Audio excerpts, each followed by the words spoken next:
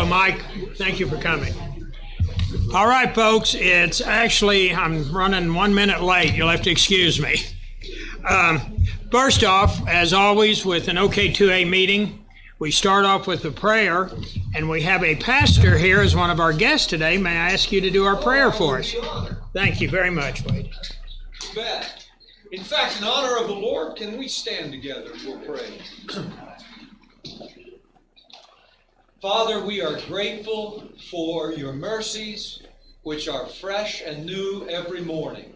Thank you for the gift of your Son, our Savior, the Lord Jesus Christ. We pray for our country.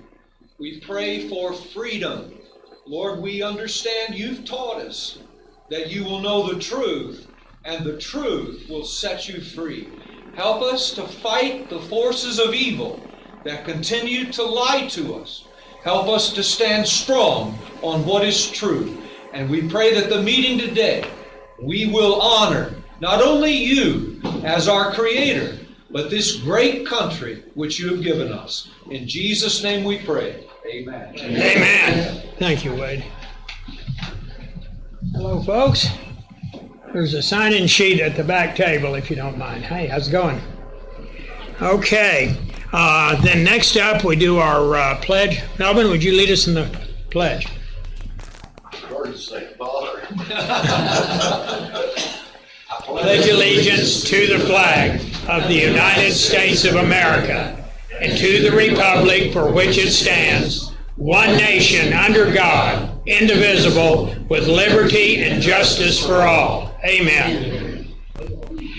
Okay, he's not here today, but as always, I want to extend a thank you to Pastor Jack, the pastor of the New Hope Christian Fellowship.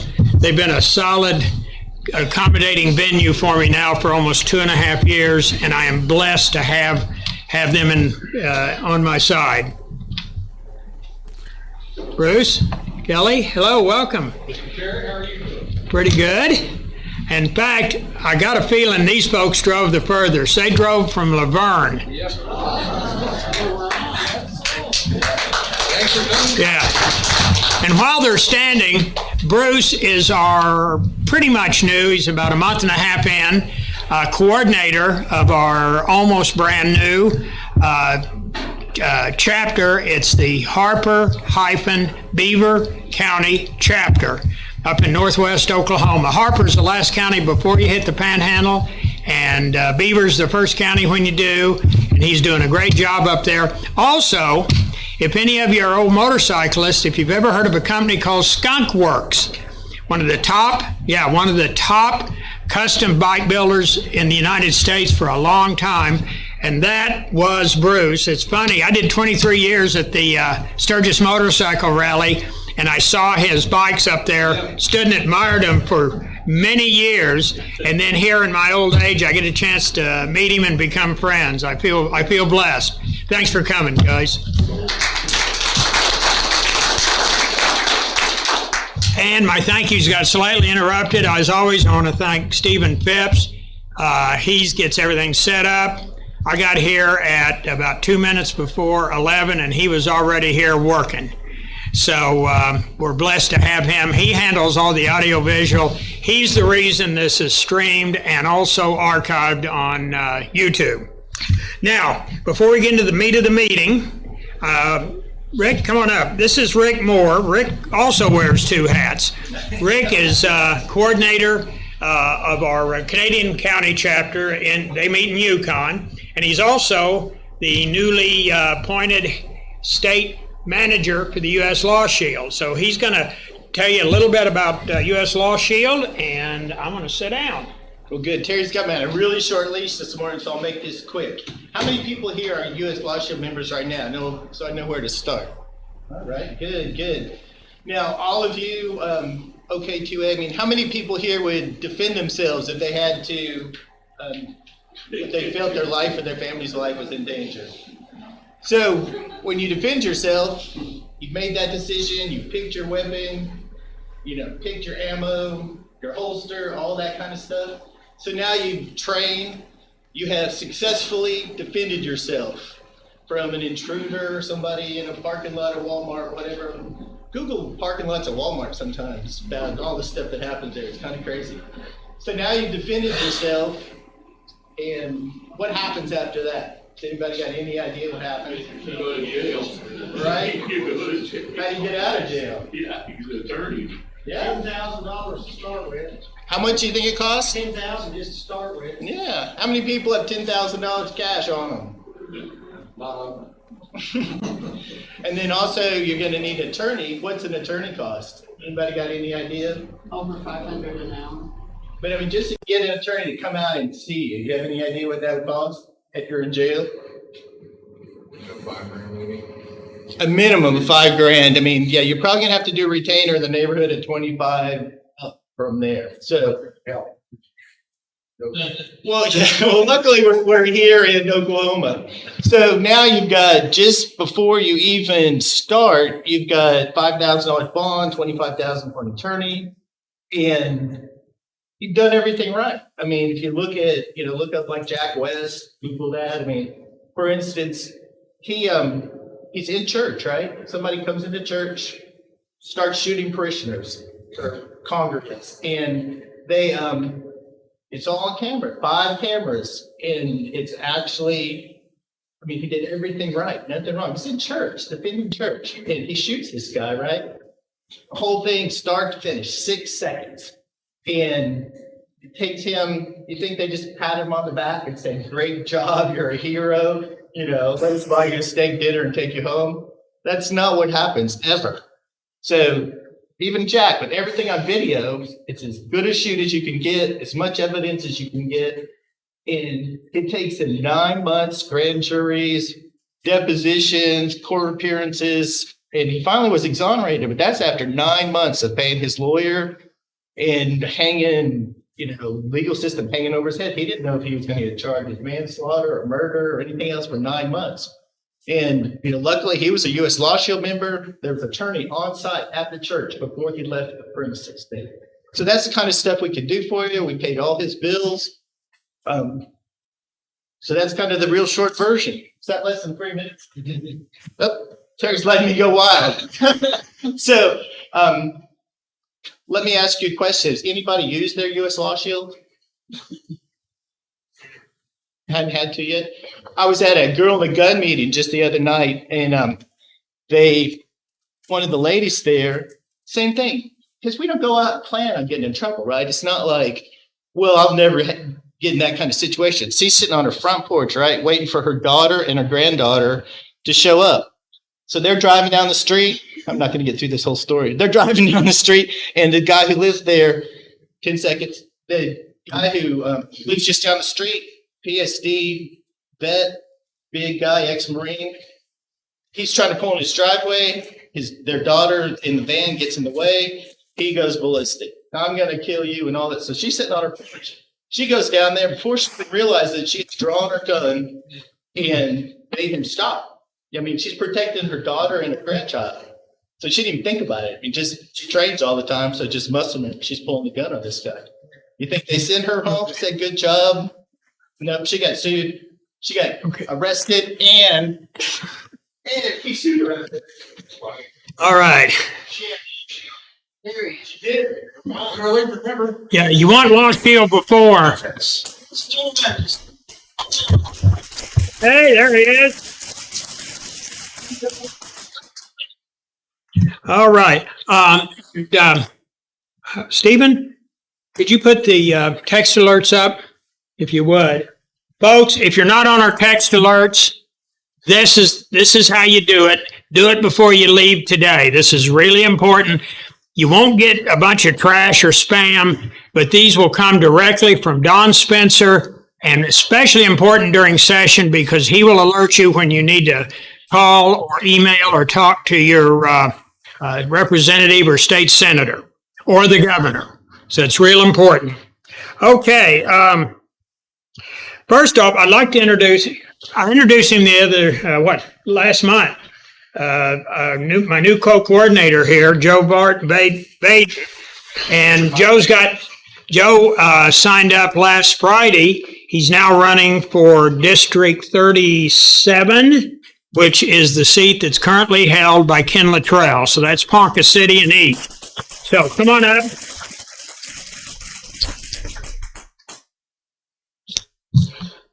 Thank you, Terry. I appreciate that. And let me take just a moment to also thank Brian Hobbs and Sean the Patriot Roberts, who's not here. These three guys have been a huge inspiration to me and a tremendous help in this endeavor so far. They are real patriots in the truest sense of the word. For those of you who don't know me, my name is Joe Vaden Jr. I am one of your candidates for Oklahoma State Rep for District 37 and would like to tell you a few things about myself. I'm a huge proponent of the Second Amendment and all other civil liberties. I would definitely be in the wrong place otherwise. I believe wholeheartedly in the Constitution and the intentions of our founding fathers.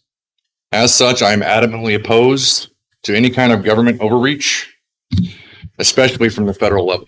I believe in protecting the unborn, protecting our borders, protecting Oklahoma land from foreign purchase. I'm a conservative, a true conservative. But to conserve is to protect. I not only want to protect what we have, I want to fight to take back what we've lost. In closing, let me leave you with this.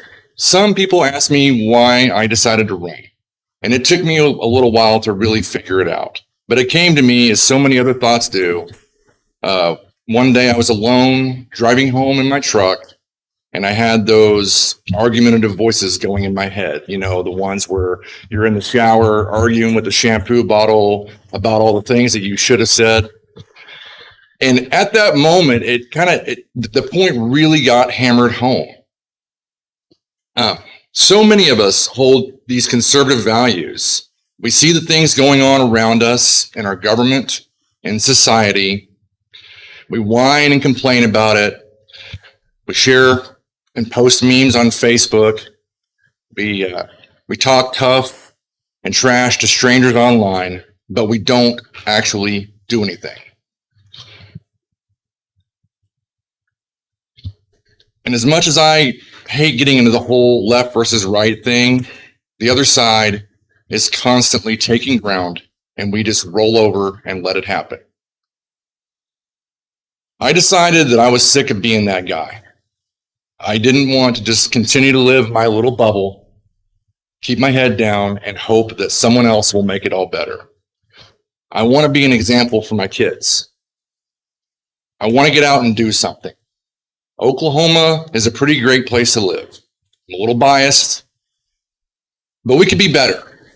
And I want to help us get there so we can be an example to others. So I'm asking for your help. I'm asking all of you and those who are watching online to step up and do something. If you feel the way I feel, I need your support.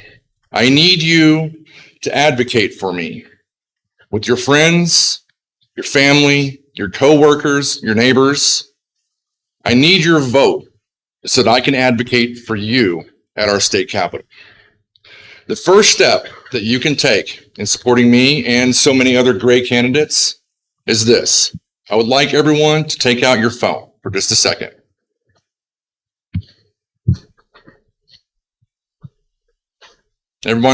Most everyone has a smartphone, right? Open up your calendar app on your phone.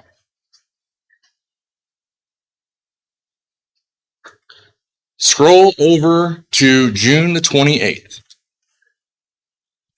and create an event for June 28th and name it primary election, and set yourself a reminder for 1 week before and 1 day before. Then tell 10 of your friends to do the same thing and have them tell 10 of their friends.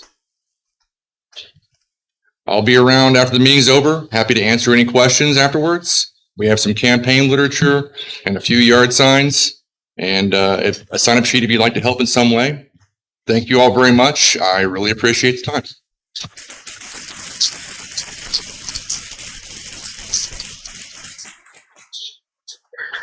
Thank you. Okay.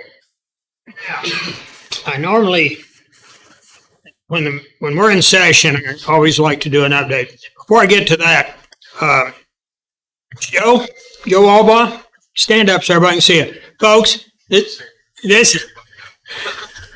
is Joe Albaugh. He just announced he's running for the K County Commission, District 3, which is Western K County. And Joe's got a heck of a resume. He's former head of the Corrections Department here in Oklahoma. He served on Bush's 2 administration, and you were head of FEMA for a while, correct? So this is somebody that's got a heck of a background, and I hope to get him to speak at one of our meetings before. Yeah.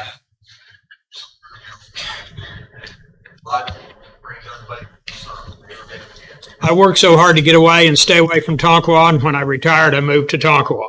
So it's funny how the wheel turns. I'm going to do a real brief update, folks. First off, we have had 2 bills signed by the governor that OK2A was backing. SB 2, protecting women's sports. Do I need to explain to anybody what that involves? Yeah, the governor signed that. That was an emergency measure, so that is in effect as of March 30 when he signed it. He also just signed SB 612. That was yours, wasn't it? This is one that Nathan Dahm brought in, and was Olson in the House, right? Okay. Prohibits abortion except to save the life of a pregnant woman. Yeah. And as the things work in America, God knows how long that's going to be in the courts, but it's on the books here in Oklahoma. So, and we can thank Nathan Dahm for that, among many, many, many other things. I'm sure he'll tell you about those. Let's see. The sex on the birth certificate must be male or female. That's SB Senate Bill 1100. Senator Bill Coleman at a legislative breakfast yesterday morning told me that that is now on the governor's desk. And I'll be surprised if he doesn't sign it. What's that? Yeah, SB 1100. It's sex on the birth certificate, either male or female. They're not going to have more than 2 choices. And the suppressors made in Oklahoma, the House bill and the Senate bill on that, got killed in the Public Safety Committee in the Senate. So both of those suppressor bills are dead for this year. They'll be back again. That's how, those of you that have been around a while know that's how this stuff works. We get some, we lose some, and the ones we lose, we go right back to the well again next year. Okay, that's going to be it for updates. Nathan, you're up. Nathan Dahm, Don Spencer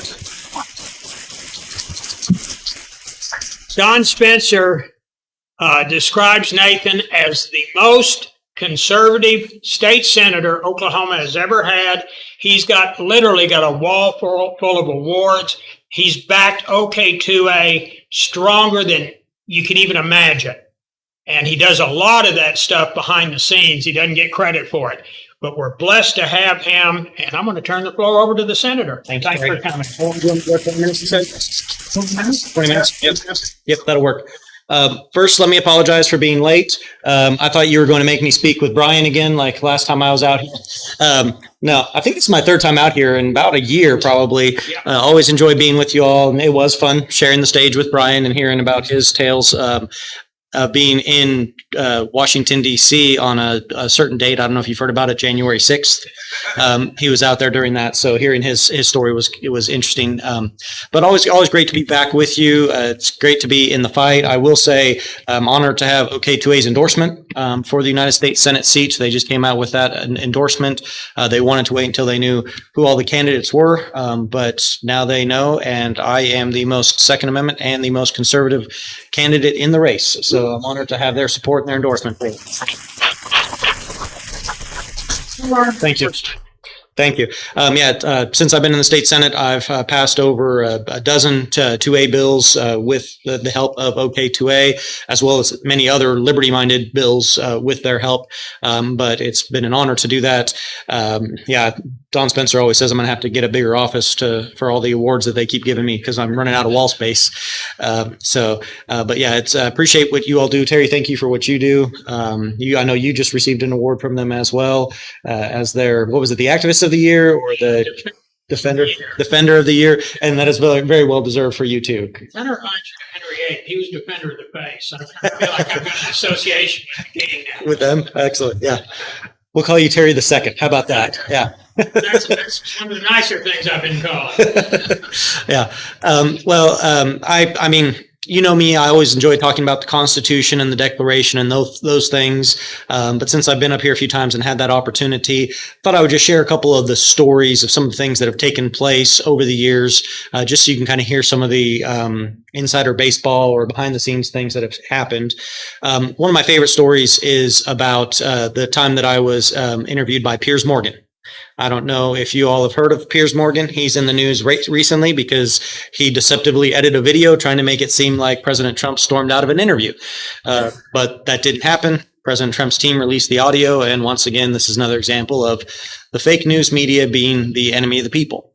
Well, when I first got elected up to the state Senate, after my first year up there, I was very frustrated because Republicans had supermajorities, but we weren't accomplishing really much of anything conservative with our supermajorities. We weren't passing any Second Amendment legislation. In fact, we had a chairman of the Public Safety Committee who was anti-Second Amendment.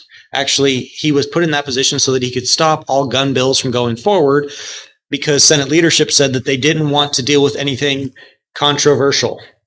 Now, I don't believe that the Second Amendment or the Constitution are controversial, but apparently they think it is. So they were trying to stop all Second Amendment bills from going forward. So I was very frustrated. So I came up with this idea to use some of their tactics against them. And so I introduced a permitless carry bill, a constitutional carry light is what I called it, but a permitless carry bill. But I didn't want to just introduce the bill. I wanted to bring some attention on it. I didn't want it just to be another piece of legislation. So I came up with a creative name for the bill. I named it the Piers Morgan Constitutional Right to Keep and Bear Arms Without Infringement Act. And that was the name I gave the bill. So I filed the bill, and one of the local news stations picked up on it and tweeted it out at him. He was big on Twitter, and he was appalled that someone would do such a thing. And he was just aghast. How dare you, And so he challenged me to come on his show. Now, I will say, when I was first toying with this idea, I talked with a few people at the Capitol. There at the state Capitol, I asked them, what do you think about this idea? And they all told me, oh, no, that's a terrible idea. You can't do that. You can't name a pro-gun bill after Piers Morgan. They were all telling me how bad of an idea it was, so I knew that it was a great idea. If all the Capitol insiders were saying it was a bad idea. So I did talk to this one guy, this crazy guy that I knew was pretty strong on the Second Amendment. You might have heard of him. He's the only one that told me it was a good idea. His name is Don Spencer. So I'd asked him about it. He's like, yeah, let's do it. I love that idea. So I filed the bill, news station tweeted at Piers Morgan. He jumped on there and was all disappointed and upset. And he ended up challenging me to come on his show and debate my bill. And in one of his tweets, he went on a series of tweets about it, about how ridiculous it was and all these things. But in one of his tweets, he said, Nathan Dahm, come on my show and debate your bill if you have the guts. Now, yeah, anybody that knows me, when they read that, they're like, oh, no, he should not have said that to you, Nathan. I'm like, but he did. So here we go. And so I'll admit, I was baiting him and he took the bait. Okay. And so he did invite me to come on the show. I contacted his producer. We got it all worked out. This was middle of the week. So it was going to be on Monday. We set it for the next Monday was when I was going to go on his show and do the interview. And they said, hey, we'll find a studio in Tulsa that we can do a satellite uplink and we'll do the interview that way. I'm like, fine, that's fine. I agreed to it. And then a couple hours later, I emailed him back because I had done my research on CNN, on Piers Morgan. And I noticed that they, with all the modern technology and advancements that we have, they have this really weird glitch in their system that every time a conservative is winning the argument, their satellite uplink goes down. Just randomly 100% of the time it happens. Oh, we lost them. Sorry. We'll try and get them back. That's what they always say. We'll try and get the satellite uplink back. So I knew that's what they would do to me, but I'd still agreed to the interview. But I emailed them back a couple hours later and said, hey, I'm still willing to do it by satellite, but I'd also be willing to come in studio and do the interview if you'd like. The producer jumped on that. Absolutely. Well, he's going to be taping in the New York studio, so come up there. So I always mention I did buy his book. He come out with a book around that time period. But I always point out I bought the book, but I paid for it. I bought it on sale and I used a coupon. Okay, so I'm a fiscal conservative and I didn't want him to get any extra money out of it. So I did buy his book and I spent the weekend studying it, reading it, all this stuff, and got to the studio, and the whole thing was a strange interaction. But he actually. When I first walked out there, he had on his desk this little chocolate egg, a Kinder egg. I don't know if you've seen those in the stores. We have them here now, but the ones we have in America are different than the ones in Europe.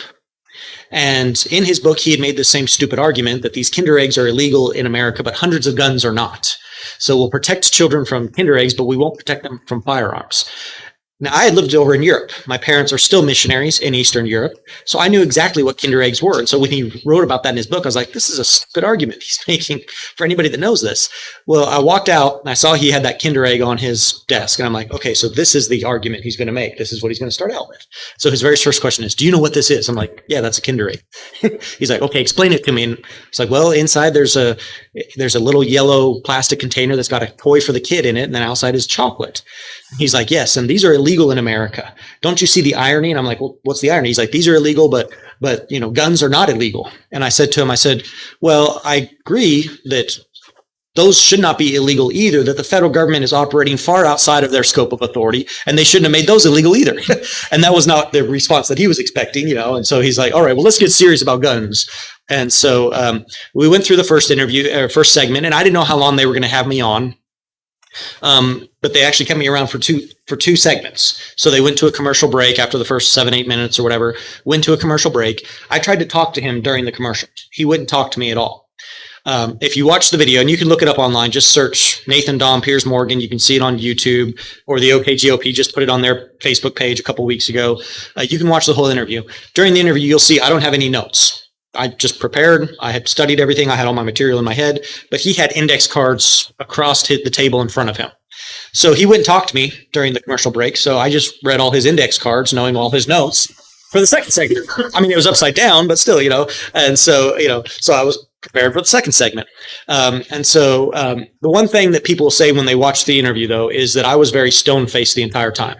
There's a few people said you should have smiled more. You had him on the ropes. You won the debate. You should have. And I was like, well, I watched all his interviews. And one thing I noticed that he did at least 4 times in some of the interviews I watched is anytime somebody would smile, chuckle, laugh, he would immediately say, I'm talking about dead children here. How dare you laugh? How dare you smile? How dare, so I wasn't going to give him that. So I was prepared for that. So that's why I kind of looked very robotic or very, very even keeled throughout the whole interview. But after the interview, I tried to shake his hand across the table. He wouldn't shake my hand. I got up and walked around to the other side, put my hand in front of his face because he was just looking down. He wouldn't look up. He wouldn't acknowledge me. So it doesn't surprise me the type of stuff that he would do, to President Trump about deceptively editing a video. I mean, this is the same man that got kicked out of England for deceptively editing pictures of British military forces supposedly torturing prisoners and stuff. So I don't have any respect for Piers Morgan. But the one main thing is that I always found it ironic that a Brit was trying to take our guns again, because I guess he never heard about King George III and what happened when he tried to do that to us. Didn't work out too well for him. And so I always just thought that was kind of ironic. I will say it was bittersweet for me because he got fired a few weeks later from his job. And I say bittersweet because I had enough material to go and beat him at least 3 more times. And so I was hoping I'd be a recurring guest on it. In fact, he ended up going over to Good Morning Britain several years later, and a producer from there contacted me one time and said, hey, we're doing a show on guns in America. Would you be willing to come on? And I responded back and I said, yes, absolutely. And then I never heard from the guy again. I'm thinking that somehow he probably told Piers Morgan, hey, I got this state senator from Oklahoma. And Piers probably said, no, we're not bringing him back on. No, I've already gone through that. So, but you just got to be prepared and you got to know how to deal with the fake news. I always say, I've been going after the fake news media before it was popular because this was about 8 years ago that I went into the Lion's Den in CNN, and that was actually only my second live TV interview ever. And one other just kind of interesting thing on it, it was actually on my birthday, on my 31st birthday. So that was probably my most memorable birthday, was being on CNN debating Piers Morgan. But it was fun. Now, I will say, unfortunately, the bill did not get passed. It was not heard, but it did bring some attention on the fact of constitutional carry, trying to get those things done. During the interview, at one point in time, Piers Morgan even said, he's like, "How dare you use my name for cheap publicity, and everything." And I said, well, first of all, I'm trying to get focus on the issue. But secondly, I'm also trying to point out how ironic it is that when they name certain bills. I use the example of the Patriot Act, which is the most unpatriotic act that they've ever passed. I also used the example of the Affordable Care Act, which was not affordable and had nothing to do with care. And so I was trying to use some of these examples of how, sometimes the way they name bills doesn't exactly work. In fact, I've often joked about at some point in time filing a bill at the state capitol, calling it the Save the Puppies Act, because, doesn't have to do anything with puppies, but nobody can vote against that because nobody can be on the record voting against the Save the Puppies Act. I mean, how could you do that, you monster? And so I like to use the examples of different things and use their own tactics against them. So that's one of the stories that I always like to share, just when I come to these Second Amendment groups, because it's Don Spencer's fault, because he's the one that said yes. He was the one that was encouraging me to do that. I was going to do it anyways, but he was just the one that agreed to it. So I've always enjoyed working with OK2A on defending our rights and our liberties, and we have made some huge gains over the years. One of my very first bills that I introduced was just legalizing pocket knives. Now, you wouldn't think that in Oklahoma we would have to legalize pocket knives, but the way our statutes were written was it was illegal to carry any pocket knife that had any spring tension to it. So even if your locking mechanism that is spring tension would make that pocket knife illegal. And you'd think, well, yeah, but nobody was going to enforce this. Down in Antlers, Oklahoma, they actually passed a city ordinance that would ban and prohibit pocket knives. Now, in Oklahoma, a pocket knife is a tool. Not just a weapon. A knife could be a weapon as well, but that's the thing about the Second Amendment. A pocket knife, everybody carries them here, but the Second Amendment doesn't just say the right to keep and bear firearms, right? It says the right to keep and bear arms. And so that could include a knife if you want to do that. Whether you want to carry it as a tool or as a weapon, you should be able to carry that for your self-defense. And so that was one of the very first bills that I worked with Don Spencer to get through. Now, it wasn't life-changing, monumental legislation, but it was one whack at our current statutes. It was chipping away at all the current infringements that we have. And so that's what we have. That's what we've been able to do incrementally. Would I have loved to just do sweeping wide change to pass constitutional carry from the get-go? Absolutely. I introduced legislation for it, but it took us several years of getting things done to be able to actually get to that point. So the second story I want to share real quickly is how we got constitutional carry passed. Because I started with the Piers Morgan bill, had introduced it several times. Other people had introduced legislation before I was ever in the state Senate, but we hadn't got it passed because we had Senate Republican leadership that was anti-Second Amendment. They were doing everything they could to stop it. So the chairman of that committee refused to hear Second Amendment bills. So I introduced a bill that would deal with being able to carry a firearm on wildlife property, right?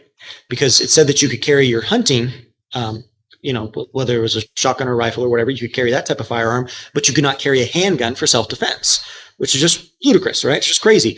So introduce a simple bill that said that you could carry a handgun as well. Now, this bill, since it had to deal with wildlife, it did not go to the Public Safety Committee. It went to the Agriculture and Wildlife Committee.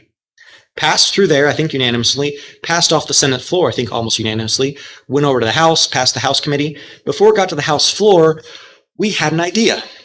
Hey, why don't we take that bill and turn it into constitutional carry? So we hijacked my own bill, put constitutional carry language in it. The House passed it. When the House passes a bill like that, it doesn't go back through Senate committee. It goes directly to the Senate floor. So we were able to bypass the chairman of the Senate that was stopping the Second Amendment legislation. Perfectly within the rules. This is how they get all their junk passed. They do stuff like this all the time, and it's okay when they do it. But when you do something like this to preserve and protect constitutional rights, then they get upset about it. How dare you not follow the process, okay? So The House passed it over to us as a live round, pun intended, okay? They passed it over to us in the Senate, and now we have to vote on this. Well, we don't have to. Senate leadership was trying to stop it every way they could and say, we're not going to take that up to a vote because we don't want our senators to have to take a controversial vote. Again, the Second Amendment is not controversial. Okay, the Constitution is not controversial. But Senate Republican leadership was trying to stop us from having to take a hard vote, a controversial vote. It should have been the easiest vote possible. So I started talking to the senators. Initially, I had 12 senators that said, absolutely, we want constitutional carry. 12 out of the 39 Republicans said they wanted to pass constitutional carry. Okay? 12 of the 39 Republicans, okay? Again, 12 said yes. The remainder were either no or on the fence, okay? I kept working on it, kept talking to members. I got up to 19 of the 39 that said they wanted to pass constitutional carry. The majority of the Republicans did not want constitutional carry. The majority of them said, no, please don't make us vote on that. We don't want to vote on it. So leadership was trying to run out the clock. Well, coincidentally, the Ethics Commission had proposed a unconstitutional rule. And Senate leadership wanted to use our authority to reject that rule and say, no, that rule can't go into effect. It's unconstitutional. It's wrong. So they were looking for a bill that they could hijack and put language into to stop the Ethics Commission. I had a bill that was dealing with rejecting rules. So they came to me and they said, hey, can we use your bill to reject these Ethics Commission rules? And I'm like, yeah, those rules are unconstitutional. Of course you can use it for that. We had I think it was at least 2 hours, maybe 3-hour-long meeting about constitutional carry.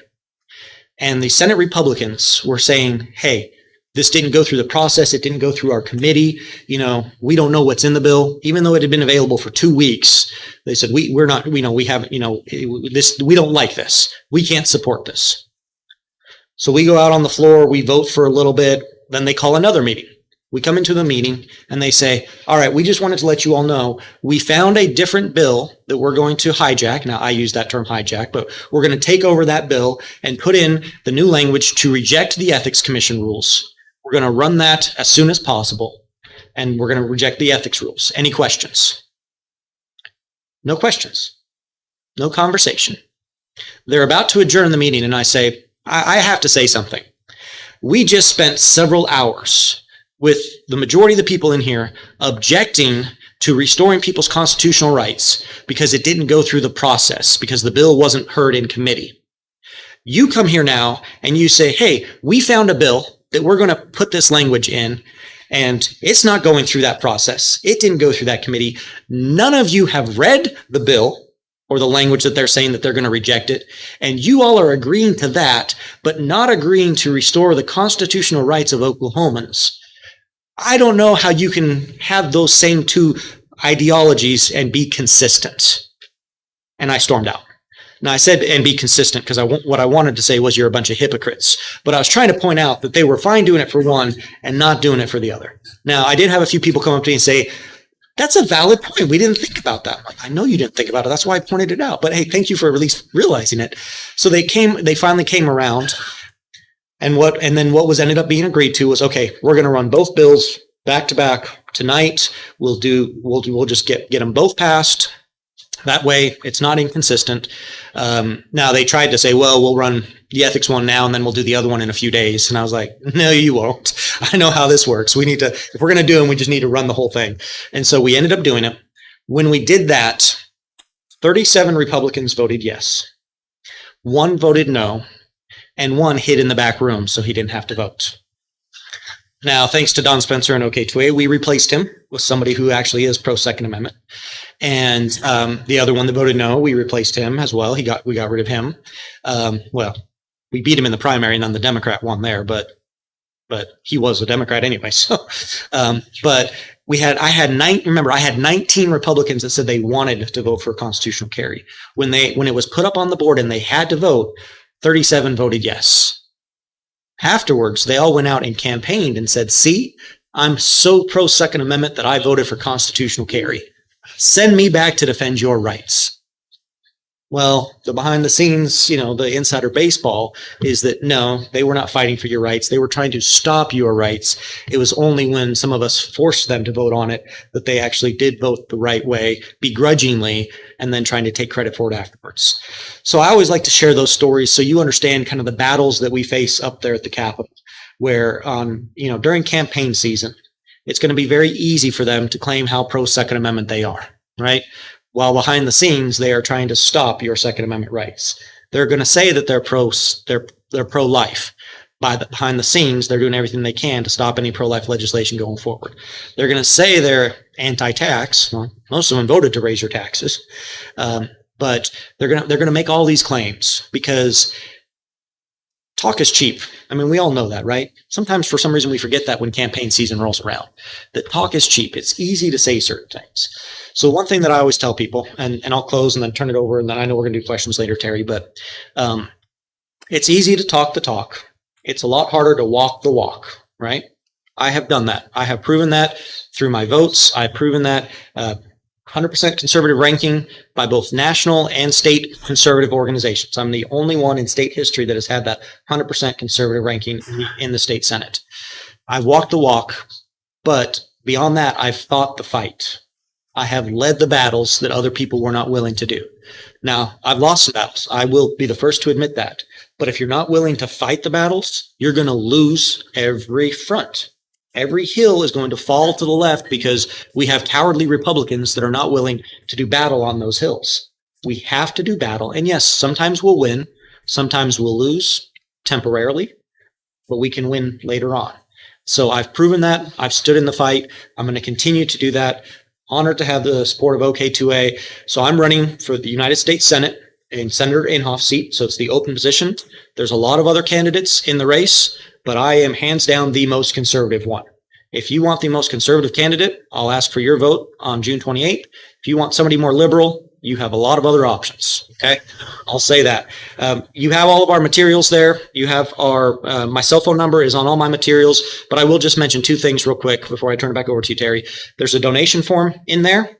If you're willing to donate, we don't need the most money, but we need more. When I first ran for state Senate, I was outspent 4-1, and we still won because we do a good ground game. We knock doors. We do all those things. But there's things that cost money, right? So if you're willing to do that, babe, did we bring the America First pins also? Do we have those in the bag? So we also have some new things. It's a America First pin in the shape of Oklahoma. It's a lapel pin. Those are free with any donation. Okay. So if you make a donation, you can get one of those for free. We have yard signs. Those are free. We have our prayer magnets. Those are free. Sign up sheets, all that. But then one other thing we have in there is a pledge card. I would ask you to fill that out and drop that in the donation form. What it says is that you will commit to finding 10 other people, family, friends, coworkers, church members, before election date that you would encourage to vote on election day, to vote for us. And so fill out the whole thing. Don't tear off that other side, please. Just fill the whole thing out, drop it in there, because we will mail that back to you as a reminder before election day so that you can do that, because word of mouth is going to be huge in this race. You have people in your sphere of influence that I'll never have an opportunity to talk with directly before the campaign, but they will listen to you because they respect you and have an honor for you. So if you can get involved in this campaign, I'd love having it. Are we going to do questions afterwards, or can I go to everyone now? Thanks. I thought it'd be simpler and easier if we do Questions? separate Q&As. I'm good with that, Wade, and I've done that before too. So Okay. can we do that question in a minute then? We've got a lot of veterans in here, veterans to my meetings, but there's some new people here. The way we do it at questions at my meetings, raise your hand. I'll call on everybody in the order the hands is raised as best as I can. Please, if you're able to stand, please stand and please speak up so the microphone can pick it up and everyone can hear you. And please get right to your question.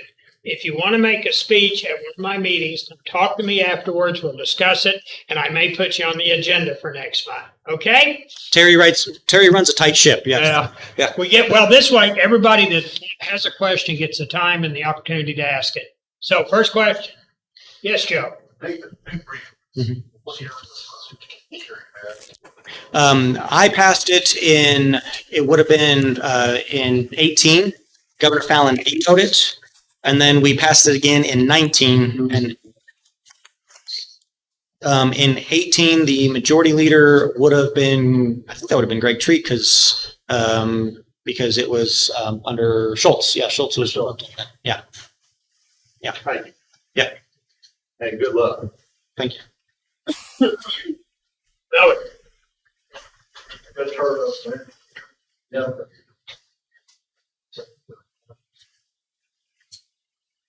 You got it. You have a question? There. That's a question. That's a statement. Travis makes statements. I could give you examples of leaders. Leadership does not like me because basically I'm a mirror and I hold up everything that they said that they were going to do when they campaigned. And I do all those things. And so they don't like when I'm around because I point out all their hypocrisies and yeah, they don't own me or control me and they don't like that. Yeah. Rich. Hey, we've actually met, if you remember what was back. My question's a little, the Second Amendment will attest a little bit that you have voted, will vote. One of my pet peeves is the recreational marijuana.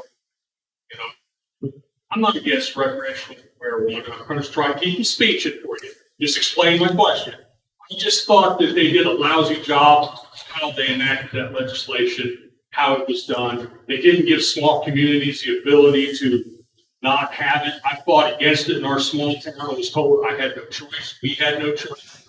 We didn't want it. We had to take it.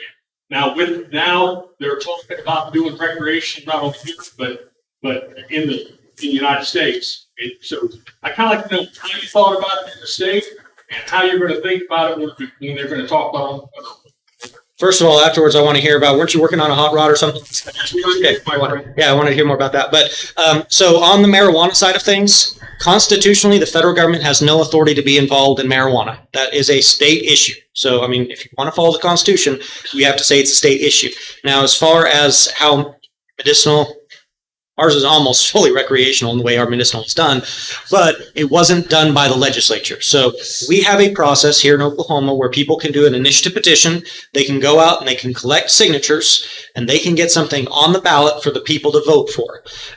It's not a perfect system. Oklahoma was set up to be a very progressive, democratic style of state, okay? Now, there are some things that we can do to change that.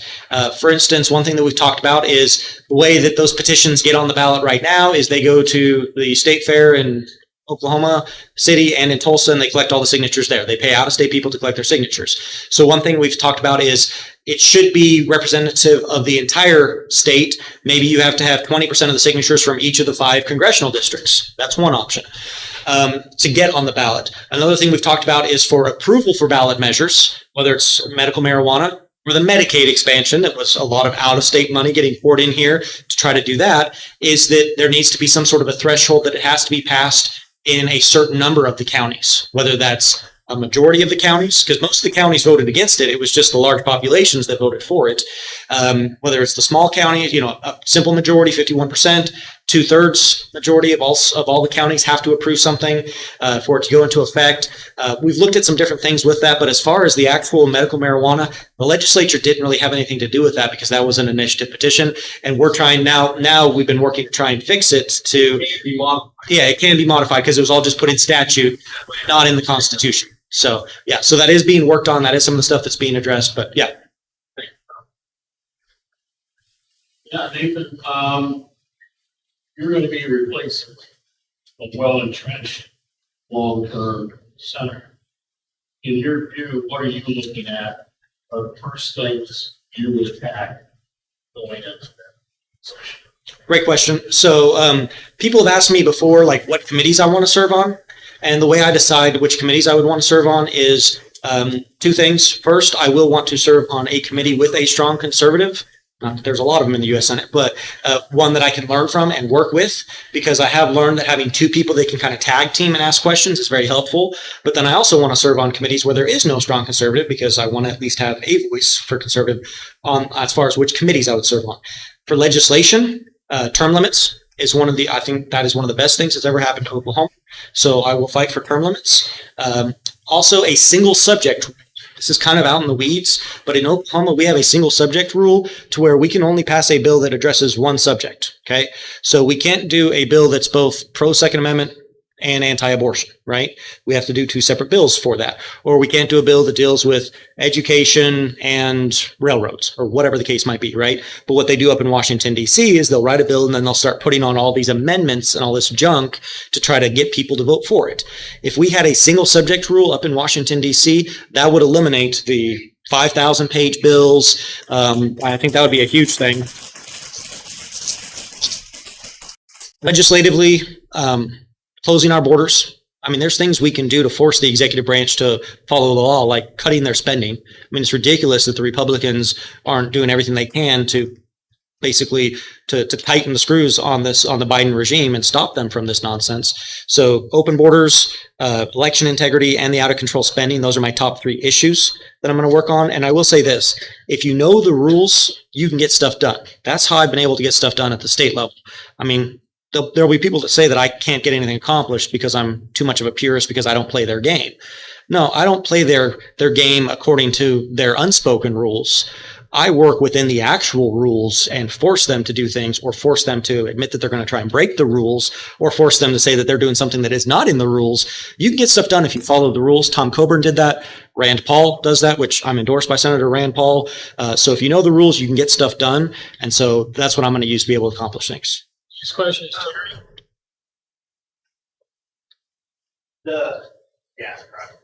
Is there anything you can they can do? I mean,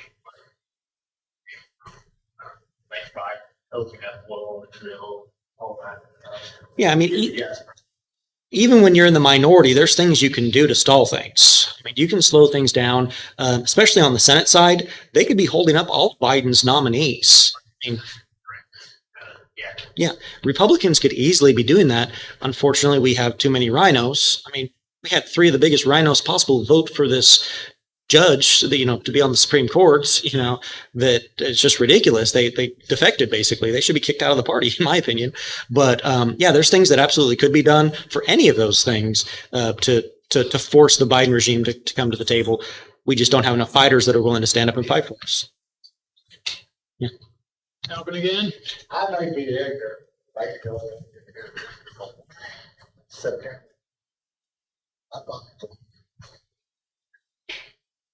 September? No, the election will be June 28th is the primary election. June 28th. Yeah. That's the primary. Yep. The general election will still be in November, but the Republican will win that. I mean, there's no Democrat that's going to win statewide in Oklahoma with Joe Biden and Kamala Harris up there. That's just not going to happen. So it's going to be decided in June. That's when people have to get out and vote for the true conservative. It's June. Well, once we pass through the primary in June, yes, ma'am, then it'd be November. There'll be a vote in November, and there's I think I counted 14 people running for that seat. Is that right? With Democrats and independents and Republicans and everything. Just in the primary, there's going to be more than 10 people on the ballot with his name. That's why it's an easy name to remember. Yeah. EAHM. But I'm assuming, I hope I'm wrong, but if somebody doesn't get 50% plus one vote in that run, then it'll be August. Is that when? Correct. And then there'll be a second. That's a primary. Then there'll be a runoff between the two top vote getters of the group. So there's 12 Republicans running right now that'll be on June 28th for Senator Inhofe's position, because he's retiring. So if nobody gets more than 50%, then the top two will advance to another election the end of August. And with only two people, one of them will have to get more than 50%, right? Unless it's a total equal tie. That doesn't happen, though. And so then they would advance to the November. So, so you're going to have, like I said, 12 choices, but I'm the most conservative one. Dahm is an easy name to remember. It is pronounced Dahm, even though our T-shirts say, yes, I'm a Dahm Republican. Ask me why. Okay, it is Dahm. So that's for the media out there, because they call me something different sometimes.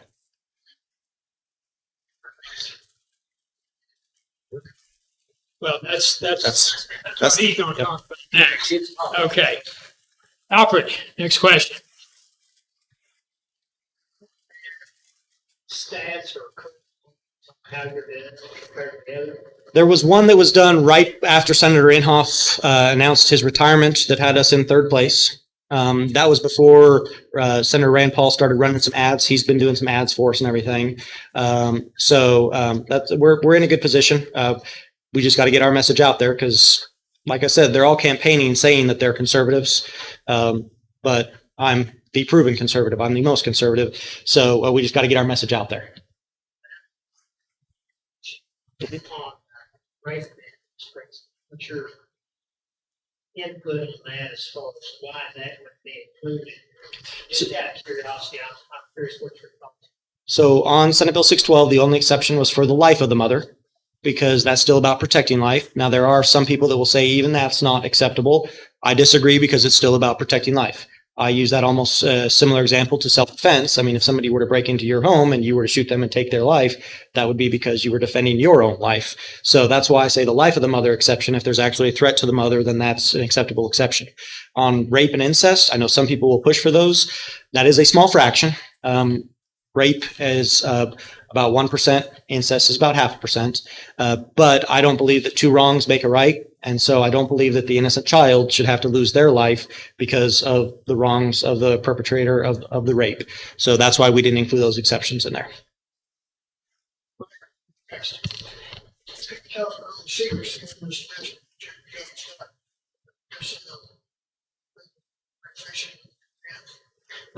So he's asking about the $1 billion that was just voted on Thursday in the Senate. It passed the House.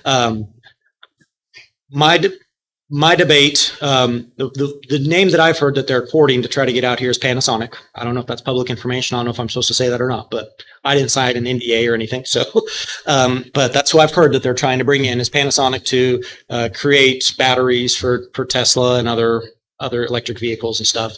Out at Mid-America Industrial Park out there in Pryor. That's where they're trying to bring them into.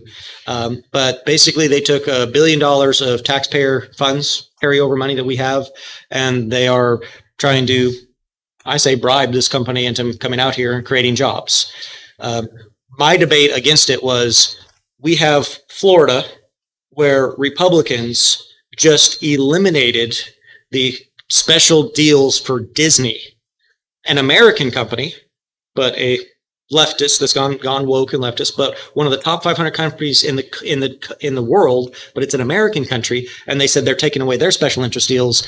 And we here in Oklahoma, as Republicans, are saying, hey, we're going to give a special interest deal of $1 billion to a foreign company. No, there's Oklahomans that could use that money more. There's Oklahoma companies that could use that money more. So I voted against it. There was only a handful of us that voted against it, but it is something that it's between us and Kansas. There's no guarantee that we'll still get it. Although $1 billion might go a long way in enabling us to get it. But I think this is going to be another boondoggle like all the other tax credits that we've tried that have just grown way out of their original scope and have cost us more money. Okay, we've got time for one more question. Gentleman in the back.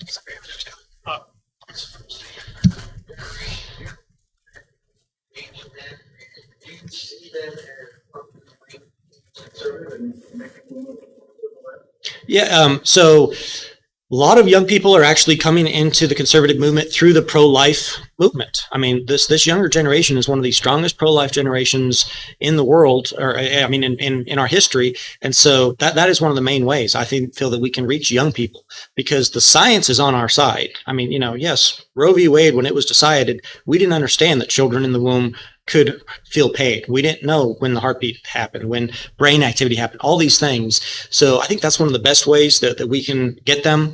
One of the biggest problems is colleges and universities and the indoctrination that's taking place. So we're trying to go about that, but there's some good organizations that are working on campus free speech, that are hosting events out there to give them alternatives. And I go and I speak at universities and colleges and young people and stuff. I'm not as young as I was when I was elected, but I'm still on the younger side of things. So I'm trying to reach out to them. Honestly, younger people aren't always a major determining factor in elections. But I'm hearing from more and more people of all ages that are getting involved for the first time ever, including young people. So I'm encouraged by that. I'm going to break. Yeah, you hit it. At the same time.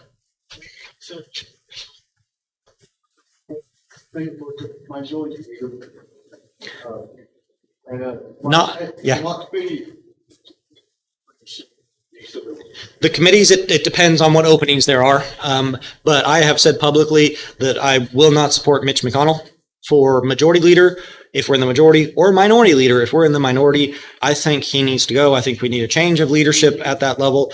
I have dealt with Senate leadership and I know how they operate. So no, I will not support Mitch McConnell in the role as leader either way. So I have publicly stated that, and I'm going to stand by that. So, and I'll stick around afterwards and answer more questions and everything. So thank you.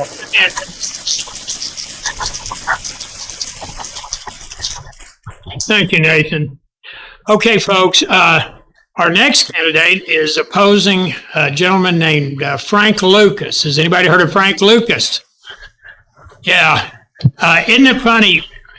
In fact, all of our representatives in Washington, they're real conservative the last couple of 3 months before the elections. And so we need to remember that. We need to think back over the last 28 years, I think it is, in Lucas's case. Wade Burleson from Inhofe. You've been sitting for a while, so in just a moment, I have to stand. Let me introduce myself. I try to meet every one of you personally. My name is Wade Burleson, and Terry, appreciate your leadership. I'm not opposing Frank Lucas as a man. I'm opposing his voting record. In fact, when I decided, he's the first person I called and told him that anyone who serves our country should be honored. I know he loves the Lord, he loves his church, his family. He asked me, Wade, why are you running? I said, it's your voting record, right? You will not vote the way you vote. You vote liberally. You present yourself as a conservative. And he said, can you give me some examples? So I want to do that. Before I do that, Bruce, you and your lovely wife, thank you for driving out from Laverne. Talked to Don Stevens this morning. I love what OK2A is doing. I'm not publicly endorsing anyone. I don't know about endorsements of those people who are running for public office. I appreciate OK2A and think I will probably, according to Dahm, be getting the endorsement. I'll be asking, answering questions that you all have. Frank Lucas voted for red flag. And that's one of the reasons why I'm going to be removed. Okay, but I'm going to say, first of all, privately, Brian Huff and Sean Richards is running for Labor Commission. I would highly encourage you guys to vote for him. Nathan Dahm, privately, I'm telling everybody who listens, Nathan. Now, what's interesting is backwater stuff that goes on with endorsements. I can tell you about some of the things involved with my race. But I promise you, I'm in it to win it. And we will win it by God's grace. We've got an incredible team of 100 volunteers. Bill, over here, put your hand. He's our field coordinator here in the Columbus City area. We have raised $200,000 in individual contributions. Not $1 from PAC money. These are all from Oklahomans. We outraised Lucas this quarter in individual contributions from Oklahomans. He outraised us in PAC money. Big tech, big pharma, big banking. He received $350,000. Now, he did get individual contributions. Bill Gates gave him the maximum contribution. Now, that just kind of shows you where Frank is coming from in terms of his philosophy and perspective. Okay? Terry, I didn't ask you. I want to make sure I'm time conscious. 1:15? Okay, I'll make it short. Tell you a story. Gettysburg Address. You've heard of it, right? Abraham Lincoln. 4 years ago, his brought forth on this continent a new nation conceived and delivered. It took him 2 minutes, 2 seconds to give that speech. But did you know he was not the main speaker? On that day, a senator by the name of Edward Everett spoke to Lincoln. His speech was 15,000 words. It took him 2 hours and 2 minutes to give. Why do you remember Lincoln and his speech, and you've never heard of Everett? I'll tell you. This speech is about one's reputation. Principled speech is about a nation's transformation. I'm in this to transform our nation. I was a pastor of the Second Baptist Church for 30 years in Oklahoma and retired in January. My friend Dinesh D'Souza, His new movie's coming out, 2,000 Mules. He helped my wife and me purchase a studio, and I was going to write and podcast. I've written history books, non-published books, usually on the history of books, including the first secret mission to the Civil War or the history of the United States of America. I was going to and podcast. Charlie Kirk has been in our home on some occasions. He was also helping us. When I was approached to run for Congress, I immediately said no. This was in January. I went home to my wife. She did so much. 4 days later, my wife, who, by the way, has her doctorate in nursing from Vanderbilt University. She's the chief nursing officer at St. Mary's Regional Medical Center. She and I have been on the front lines in Enid, keeping our city free. We have full government intrusion in our backyards, our bank accounts, our businesses, and our bodies. New York Times did a front-page article. We've had in Enid to keep our city free during this government encroachment over the last 2 years. So we've been on the front lines. She came to me and she said, "Man, I think you ought to run." Now, one of the things that I've learned in 40 years of marriage, Shar, is that every good military listens to his wife. And so I listened to my wife and decided to file in February. When I filed, several people came up in the establishment to talk me out. I know some of our politicians and have known them for years. I've known Frank Lucas. Jane Lakewood has been a friend. Kevin Stitt is a friend. I've known Senator Inhofe. He went on mission trips, as Nathan knows, to Africa. So I know these guys. James and Cindy drove up personally to talk me out of running. And you know, they were very kind. Why did they not want me to run? Because as Nathan said, there's an establishment on the left and the right. And I'm not part of the establishment. In fact, I will tell you this. If you will agree with what I'm about to tell you, don't vote for me. I am not your candidate. But if I tell you in just a few moments what I believe our problem is in this country, and you agree with me, vote for it.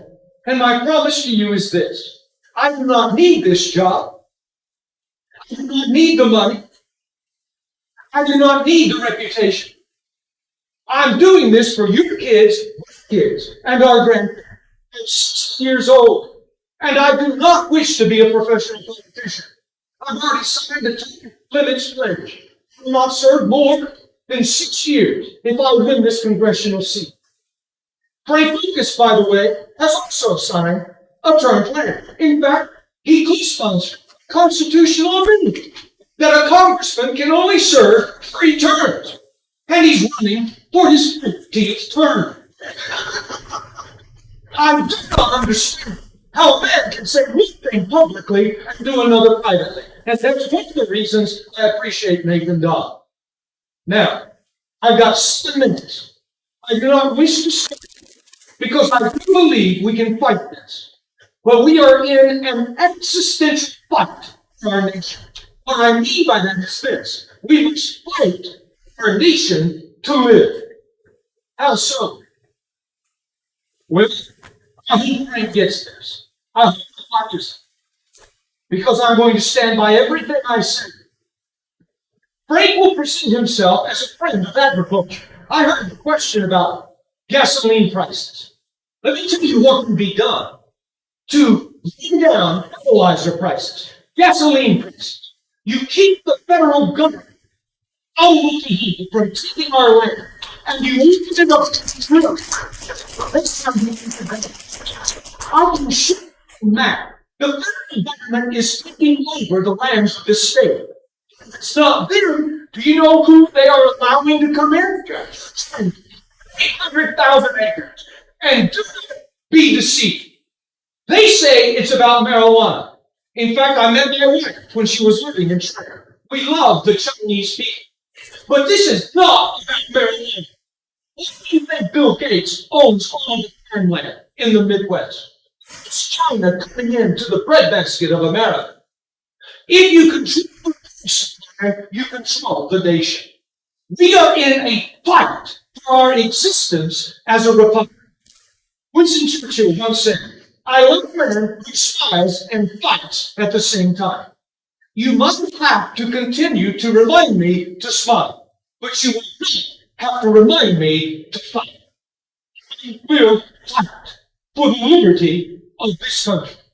What is liberty? Liberty is a little bit like breathing. Appreciation rises in direct proportion to its laws. You don't appreciate breathing until you can't breathe. And you don't appreciate liberty until you are not free. We became a country that achieved liberty because King George was encroaching on the colonies. We must take our country back, federal encroachment. Let me tell you how it's happening. And I've got to do it quickly. Principal speech. Take your smartphone out. Act like you're making a phone call. Go to the numbers on your smartphone, your keypad. Looks like this. I want you to do something. Type in, stop. 0, 6, pound.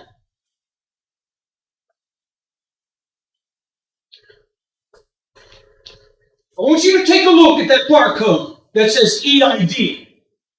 It stands for Embedded Identity Document. Businesses use this all the time with geofencing in order to track individuals and their buying habits. You can buy the data. It's very expensive, but it is illegal for a government to have a name attached to an EID unless, through the very unpatriotic Patriot Act, the government, without due process, goes to the and asks for a name to an EID. By the way, that happened to everyone they were watching prior to January 6th. There are 2 countries that have attached names to an EID. Let me tell you about the first. China. Google China, Shanghai. There are robots in the street walking like this. Artificial intelligence. There are drones flying in the air. Because we love China and have been there often, we can tell you what they're saying in Mandarin. The robots are speaking. And here's an English translation. Ignore your desire for freedom. Close your windows. Lock your doors. We will bring you food. We will bring you water. If you step out of your husband's work, you are immediately arrested if you don't have your cell phone on you. China can track you within 18 inches of your location with your EID, your embedded identity document. There are women jumping out of high-rises in Shanghai this week because they've been let down in the name of COVID for 3 weeks. C.S. Lewis said, in the name of the public good, more tyranny has risen than under any other subject. I agree with C.S. Lewis. There was an attorney, December 18th of last year, New York Times above overflowing. I read the New York Times every day, including the Washington Post. Not because they're great newspapers, I know what the enemy is saying. The New York Times read an article on the technology used in China with the smartphone. December the 18th, before the lockdown in Shanghai, a Chinese attorney goes to the airport with his digital airline ticket on his phone. He hands his phone to the agent. China will tell you whether or not you're healthy. By the way, don't laugh at that. The United States is coming to that place. The government has a code on your phone. That's to your name. If it's green, you can travel. If it's purple, you're under quarantine. He hands his phone to the counter. He lives in a city where there hasn't been a case for 6 months, a case of COVID. He has no temperature, no sneezing, no COVID. He's fine. His health light turns red. Out of nowhere, the CCP appeared. They arrest him and quarantine him. You know where he was going? To visit a client, a 71-year-old grandmother who spoke out against the Chinese Communist Party. Today is April 23rd. That attorney is still in prison. I'm telling you, folks, when people give up their freedoms to the government in terms of for our safety, we lose both our freedom and our safety. Benjamin Franklin understood that. So, Here's what's happening. A second nation 3 weeks ago voted for the government to attach a name of a citizen to an EID. Anybody know who that is? Ukraine.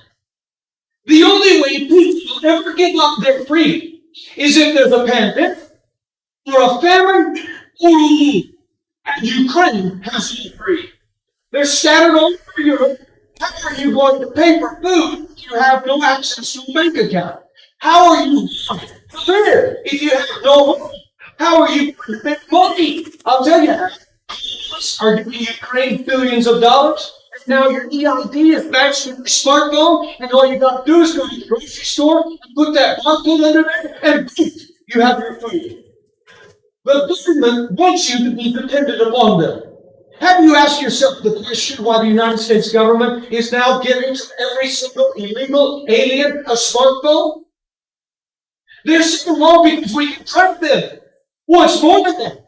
It's so they can take care of them.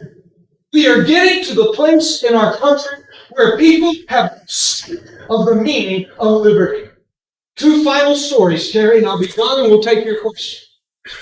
I'm a fighter, and I know what's going on. Frank Lucas will tell you, oh, no. That's not happening. No. Let me say something to you. When Biden was elected president, he went behind closed doors. And he said, I do not want to be on the agricultural committee. I do not want to be on natural resources. Frank, where do you want to be? He's ranking member. He can choose whatever committee he wants to be on. He said, I want to be on, get this now, science, space, and technology. House Resolution 550. Last November 30th, his committee pushed it. It's called the Immunization Infrastructure Modernization Act.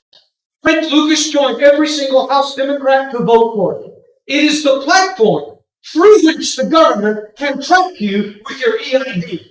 Now, Frank will say, no, you didn't vote for that. Yeah, Frank, I understand. But you can't drive a car until you build a highway. The government is building the highway. Chairman Young said just last week, within 2 years, we will have what's called a central bank digital currency, CBDC, which will be tied to your bank and to your phone. What does that mean? It means the government has control of it. And guess what else the government will do? They will give you a score. China already does this. Ukraine already does this. It's called the ESG, the Environmental Social Governance Score. Let's say you've got a farm out here and you're driving a trailer with gas. The government finds your carbon footprint is not what it should be according to them. They will dock you out. Ding! There goes your money. Let's say you get on Facebook and you say something against President Biden. They will dock you. Your ESG score is down. Let me tell you something.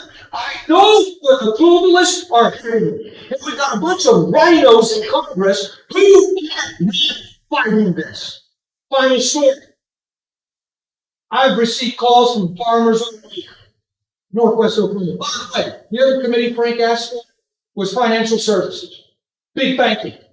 What in the world does a Western Oklahoma county rancher have to do with big banking and big tech? Are you ready? Nothing. But if you're near retirement serving 15 terms, then maybe you'll do the bidding of others. I don't know. All I'm saying is, I know what I'm up against, and it's not a man with bad character. I just don't think he understands what I understand. We are headed down a road of destruction, and Congress can stop it. People say, wait, what can we do? Well, this is the final story, Terry, and then we'll take questions, because I'm sure you have some. Red Ridge Dairy, just makes the best buttermilk in the United States. That's not me saying it, it's House Smith Restaurants. Go to Red Ridge. In Lahore. Amazing. Oklahoma State University taught them how to process. The Department of Agriculture. The state of Oklahoma comes in and inspects it once a quarter. House Smith says, I'm going to ship it to 13 different states where we have restaurants. House Smith, based in Oklahoma. The feds get wind of it. Guess what they do? They show up to shut them down. I get a call from this generation. They say, hey, will you come out to be a witness and help us? I said, of course, but I'm not in Congress right now. Call your congressman, call your senator. They said, we have. They don't even send a representative. Nobody's helping us. And we know you will fight. So I said, okay, I'll come. I go out there. There are 7 FDA officials from D.C. plus some state guys who answer to the feds. And they're in this room. I go in, I have a suit and a tie on, put things around my feet, and I just listen very politely. I know I can talk, trained as a lawyer. And Bruce, in fact, told me when I was out at Laverne, he said, listen, Wade, you speak eloquently, you never say on, you never think about what you say. You know, us people here in Western Oklahoma, we need somebody who's not as polished as yours, a speaker. I said, Bruce, listen to me. I get it. And one-on-one, I may pull back. But this is me. When I say it's the salt, I mean, I say it with passion. And I am passionate about this country. I sit there, though, very politely and listen. And I see this family. Their dairy, over 100 years, is being shut down by the federal government. I say nothing. I listen. After one time, the feds think they've done everything they need to do. They're going to shut them down. And I asked one question. I called the head FDA guy by name. I'm pretty good with names, typically. Called him by name. Dahm, I asked the question. Have you looked at the FDA? Have you twisted their word? Who are you? My name is Wade Burleson, and I'm a friend of this family. And I'm running for Congress. Have you twisted the word? Mr. Burleson, we don't have to test it. I said, now wait a minute. You're afraid of Lister, right? Right. Have you tested the government? No. Why not? Because they're not clear. We, the federal government, tells them to do it. So I went around the room. Tom, Jim, Cindy, Steve, listen. I may or may not win my congressional seat, but I'm about to make you a promise. If I win, I will not go to D.C. and raise money to run again.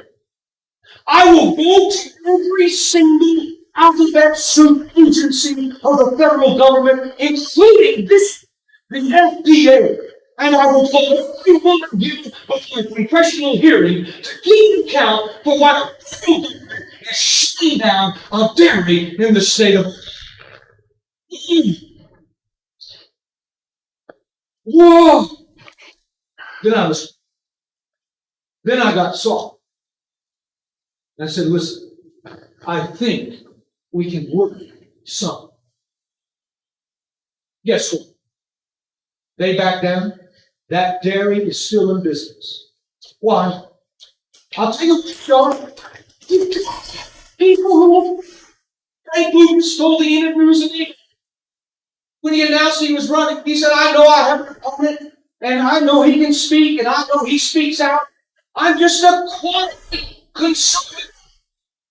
My friend, that may be. But it's time to stop being quiet.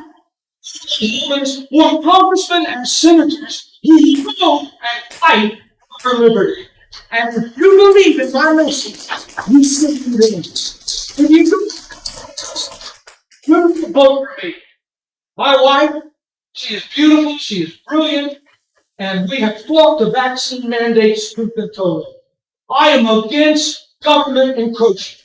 So remember, folks, I am fighting to keep the government with your business, your bank account, your backyard, and out of your body.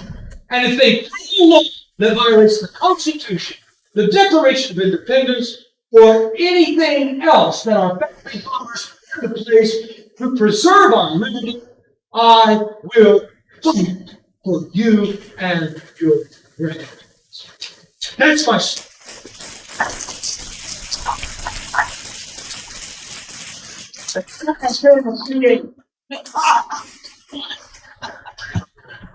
Okay, Mark Melvin.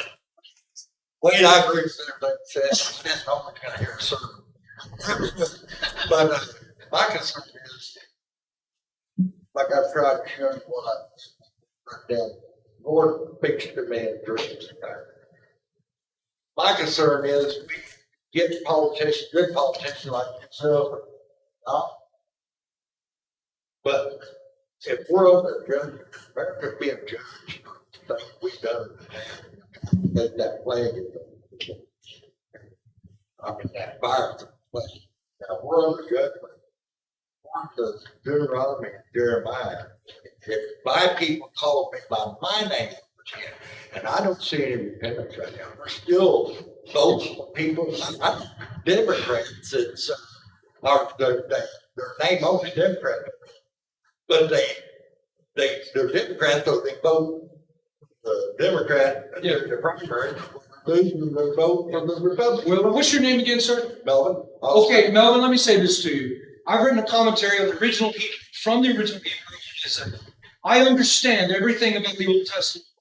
It's one of the reasons I'm really grateful I'm not a pastor while running for Congress. Because I think it's two different things. I'm just being candid with you. A pastor is loving, kind, forgiving, pastoral. I now have the gift of prophecy. And here's the thing. I know when Babylon fell in 586. I know when Assyria fell in 722. I know when Rome fell, and when Jerusalem fell in 8070, and Rome in 422 AD. I understand that. And the cycles always repeat. It's famine, it's war, it's a plague. Isaiah 6, the Lord sent a wasting disease, and he destroyed the Assyrian nation. I get that. But here's the deal. God always has his remnant. And he always has his purpose. And I'll tell you, when I go to D.C., Nathan Dahm, he's a missionary kid, he's an MK, and he is a brilliant mind. He will write the laws, and then he'll say, get out their way, and you say what needs to be said. And that's my gift. I need somebody who knows how to do it. And I'm going to be there and say, Melvin, what you just said. Guys, we have turned government into God, science into scriptures, and we've lost our hope because we've worshipped the creation rather than the Creator. And we have no homes, etc. Over here.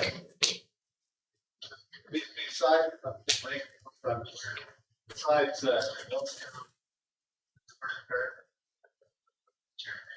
Vaden,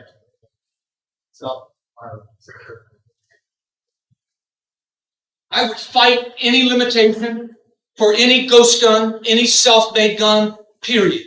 I think that's pejorative. These are weapons. I would fight against it. Listen, the criminals are going to get their weapons no matter what. This is a backdoor attempt to limit a right which should not be infringed upon. We'll fight all. And somebody says, I love Nathan's stories, about the candy. They shouldn't be limiting that. And they also shouldn't be limiting our access to guns, period. Automatic guns as well. Yes, sir. Teaching pastor at your church in Daniel. Yes, sir. Keenan. What was the reason behind your request to have the track removed? What's a wonderful question. Let me tell you the reason why, and I stand by it, do it all over again. Here's one. As a Christian, I follow the Lord Jesus Christ. And I ask that every single flag of the country be brought into our auditorium because he is king of the world. Because I study history, in 1939, Hitler loved Lutheranism. In fact, he believed Martin Luther was his spiritual justification for exterminating the Jews. And because I love Luther, Luther's great Achilles heel was his prejudice against the Jews. Hitler made it a mandatory law that the Nazi flag be in every evangelical Christian church in Germany, beginning in 1940. I can show you pictures of that flag being draped over the communion table. In the church, Jesus Christ is king over all the nations. We must separate our faith in Jesus Christ from our patriotism and nationalism. And so when people say, Wade, you are not patriotic, they have no clue. No clue. Both of my great-great-grandfathers fought for this country in the Civil War. Both of my grandfathers fought at the Battle of the Bulge. We have flags hanging. I wear a flag. But I will not allow the denigration of my Christ and Christianity to act as if the only country that is Christian is America. He is king over every nation, including China, Germany, Ukraine, Russia. And so I was raising money for flags to be flown from every nation at Emmanuel Enid. That's why I took the one flag out. But I'm as patriotic as I can be. Great question. Either all or none. Because he's king of the world, not one nation. None. That's my... Now, by the way, let me say this. I respect people who disagree with me on this issue. I would never walk into a church like this or any other church and say, take that. No. I believe in the liberty of churches, businesses, and individuals to do what they believe is best. And you know, when people heard me say why I wanted all these things, they're like, wow, that makes sense. And we were working toward that. By the way, I think, Lord willing, it will still happen. But what it'll be outside the church. And there'll be flags of every nation outside of Emmanuel. That's my reasoning. Ron? Flags. About the non-constitutional flags we have flying in our courts and in our schools. Specifically.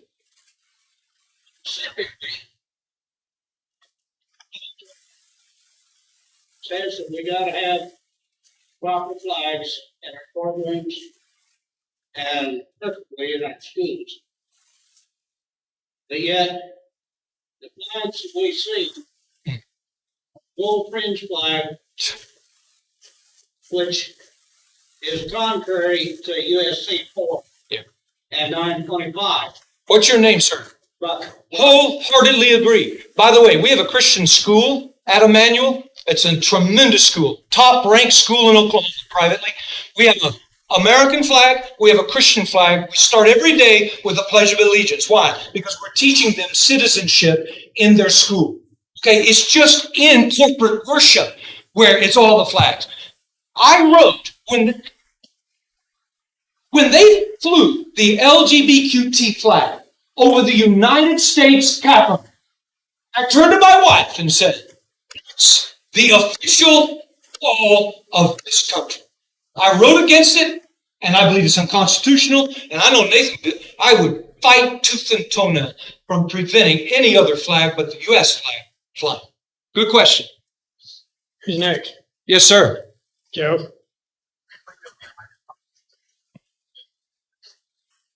You know, I try to inspire and motivate people to realize that this is an existential fight. I know how to cooperate. I really do. But here's the problem.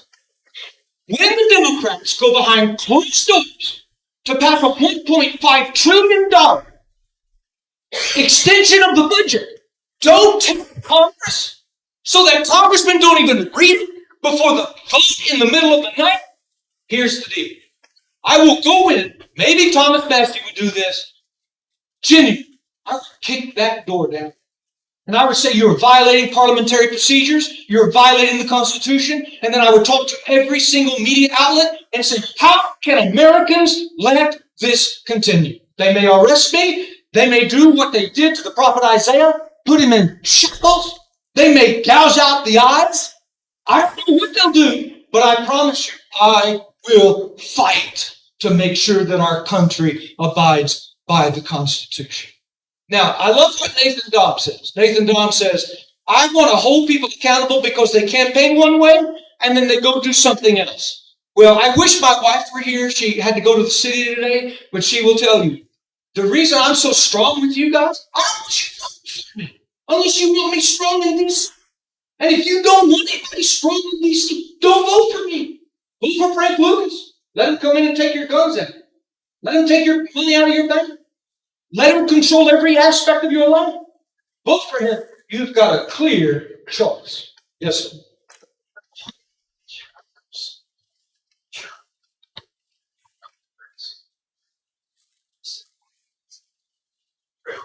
I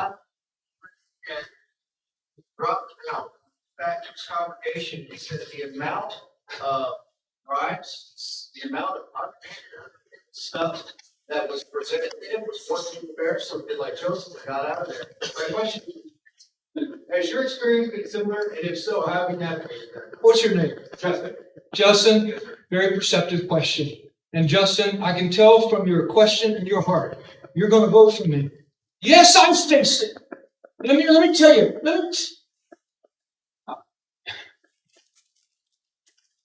This is hard. I text Frank Lucas, telling I'm praying for him, for his wife, for his kids, but I'm very direct. And so what, I'm not getting any more responses because I'm upsetting the establishment. James Langford will not get an endorsement from Donald Trump. His team pressed extremely, extremely hard. In fact, they took Kevin McCarthy and Mitch McConnell in with the chairman of the RNC to get Trump to endorse James Langford. Now, James is a friend. But remember, James came up and taught me how to run. He knew that if I ran in West Virginia, these guys worked together, then I would ultimately hurt him as well, right?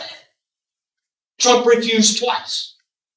So his team came back with the RNC and said this: look, if you want publicly endorse Langford, you've got to do two things, Mr. President, if you wish to run in 2024.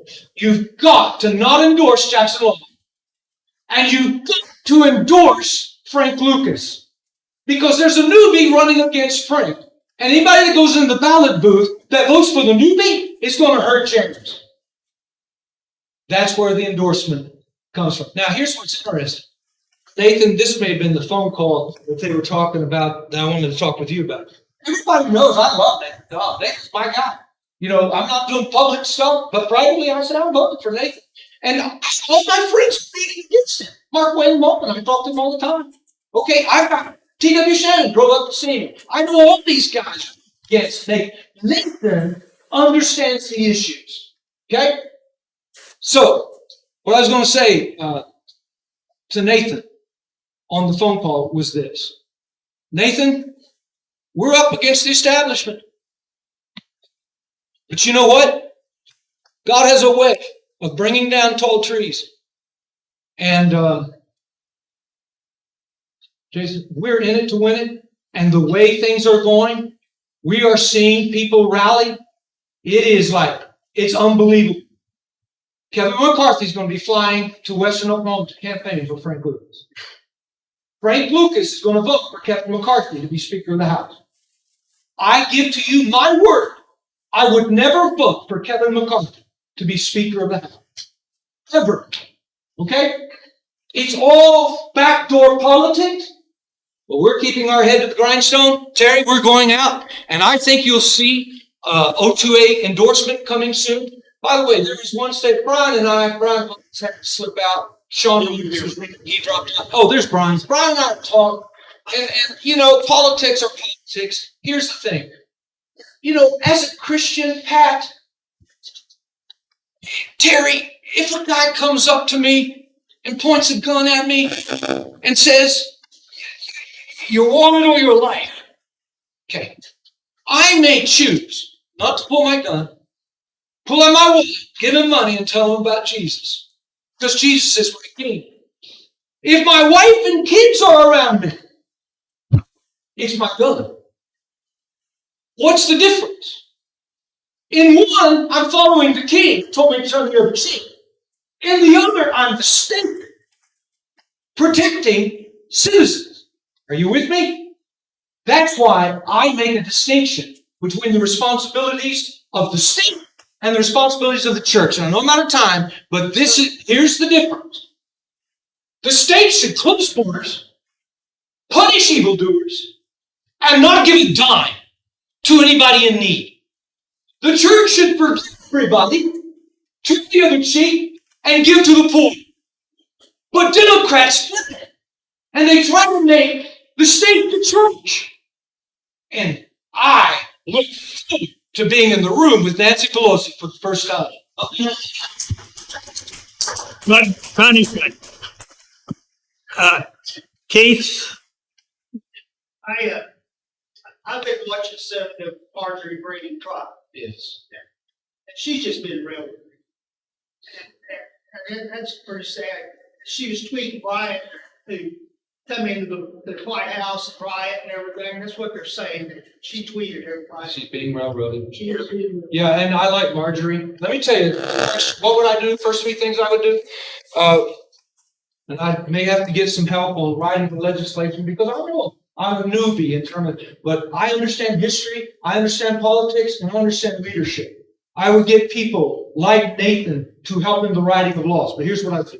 My first would be to call before Congress every single federal agent that without due process has imprisoned those who were at January 6th in solitary confinement. Who are the congressmen standing up for these people? Second, I would ask for transparency in the LLCs. It's already in the Constitution of the state of Oklahoma that foreign individuals cannot own land. China gets around it by creating LLCs that are not transparent and they own the land. I would ask that the federal government step in and allow the state to seize all the land owned by China. Okay, I'm going to step in. I've got some questions. Oh, Terry. And the questions I've got are some questions that a number of us and OK2A have, and I want to give you a chance to answer them and clear the air. Absolutely. So these are going to be tough questions, nothing personal, you understand? Okay. I have a very good friend in Enid that was one of your parishioners for several years. He told me that sometime in the past you had stated that after studying your Bible, you decided if the ATF came to your front door and wanted your guns, you would give them to them. Can you address that? I sure can. And my wife and I have had great discussions on this. It goes back to the difference between me being a follower of Jesus Christ and my family. The conversation was about me as an individual, not protecting my family. I am against red flag laws. I've worked with our sheriff. So now we have in place a sanctuary county where if the ATF comes in, they are arrested. At the time, we didn't have that. So what I was trying to show to folks is this. As an individual, I listen to my board and I talk to people as I would. He commands me to talk to people. But when we're talking about me being the state, are you with me? Right. It's a difference. Of course. And so what happens is, let me give you another illustration. This business mandate thing for vaccines. The New York Times did an article about Enid, and it quoted me saying that vaccine mandates, I used apocalyptic literature saying that the government was attempting to control us through vaccine mandates. That's exactly right. That's exactly what I said. Okay, now through OK2A and others, people are saying, wait, is vaccine mandates? And my wife just laughs. Have you been vaccinated? She's not been vaccinated. She's head of nursing for 26,000 nurses. We have fought government vaccines. Here's what I said in a clip that was misunderstood. I am a free market capitalist. I do not believe the government should be in private business, period. For any reason. I voted at my church, Terry, not to take federal dollars. Because once you take PPP, the government owns you. Now, by the way, I was overruled by the leadership team and I told them, this is a problem. It's going to come back and haunt you. But here's the thing. From a free market perspective, do you want the government coming into your bakery telling you that you must bake a cake for a homosexual couple that comes in to celebrate their homosexual union? Do you want that? Of course not. Then why do you want the government coming into your business telling you how to do business on your pet peeve project? What I'm saying is keep the government out completely. Let the free market decide. So here's an example. Best steak restaurant in Enid, Oklahoma. Sidewalk Cafe. No government mandate for masks. No government mandate for vaccines. My wife and I fought it for over a year. They required their employees to wear a mask, and they had a mandate that their employees had to be vaccinated. Not the government, the private business. Now watch this. Look what the free market did. They had employees quit. People stopped coming to buy steak. I stopped coming. Guess what? In 2 weeks, they reversed their private mandate. That's the free market. Here's what I'm trying to tell conservatives. Shane Jett is a very dear friend of mine. Shane Jett is fighting vaccine mandates. That's great. On the way over here, Liza understands. She said, wait, most people don't recognize that you're a writer, a historian, and you talk about principles up here. And you're talking about free markets. In free market economies, the government is out. So I say, keep the government out. Let the private business do what the private business owner wants them to do. Let the church do what the church wants it to do, and so on. Now, once you begin to understand that, Shane Jett said to me, wait, but you don't understand, the federal government is invested in business. Amen. Is invested. Amen. It is. So here's what I said. Shane, you know what? I would support any regulation aimed at the government if it protected businesses that were controlled by the government. He said, okay, I get you now. I get you. You're only talking about when there's truly a free market. Don't be asking the government to do your stuff. That's exactly what I'm talking about. That's another illustration. Okay. In fact, that was one of the other questions, statements you had on your blog. Defending businesses requiring their employees to have. Different. No. I think you're stupid if you require an employee to get a shot. You're stupid if you require an employee to wear a mask. But you know what? In America, you're stupid. Did you just hear what I said? You have the liberty to be stupid. When you let the employees determine what the employer does, you end up having stupidism. But Shane Jett comes in and says, but wait, there's already a mix of the government with business. And you know what? He's right. So this is a complicated issue. As long as people tell me the government is enmeshed with corporations and they are demanding, let me give you an illustration, hospitals. My wife works for a hospital. She was ready to walk out with her head held high, never been vaccinated. Ready to walk out. The government is embedded. They would go under if it weren't for Medicare payments, Medicaid payments. The government was requiring vaccination. She would. I'm fighting hospital vaccination requirements because they're not private. They are socialist hospitals. We have turned into a socialist country. You need God like Nathan and myself who will fight to bring back to liberty. Okay, the next one. You've got some darn good answers, folks. In 2016, you defended a local Enid paper that was supporting Hillary Clinton. Well, these are points of concern that I'm hearing from people in OK2A. That's why I want to get it out of the table. I love it, Terry. Oh my goodness, this is a great story. Get this on tape. It is on tape. I'm talking to you.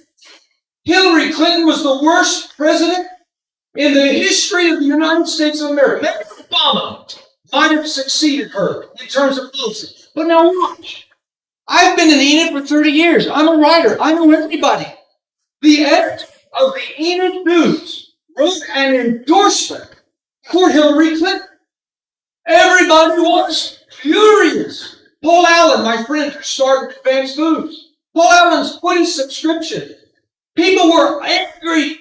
Here's what I did. I wrote and said this. Guys, the newspaper should always have the liberty to be stupid.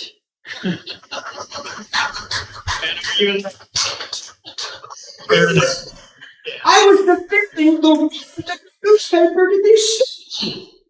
Then when you get on Twitter, you say what you feel, and the left calls you stupid. What do? They take you off Twitter. Let us not be like the left. Let's let newspapers, social media, let's let people be stupid. Now, one gal asked me, Terry, she said to me, but wait, if you let business be stupid, people are more. Do you know who holds the keys of life and death? We've gotten into this stupid state where human beings think we control life and death. It is God who holds the keys. Give up your liberty to prevent death. Let me die and let me be free. Give me liberty or give me. I'm just saying, that's my answer. Okay. One other, and just one more.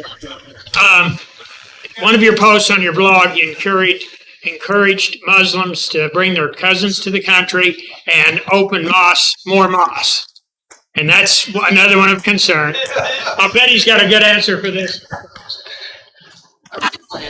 Oh my goodness. Yeah. Let me tell you, I'll be soft.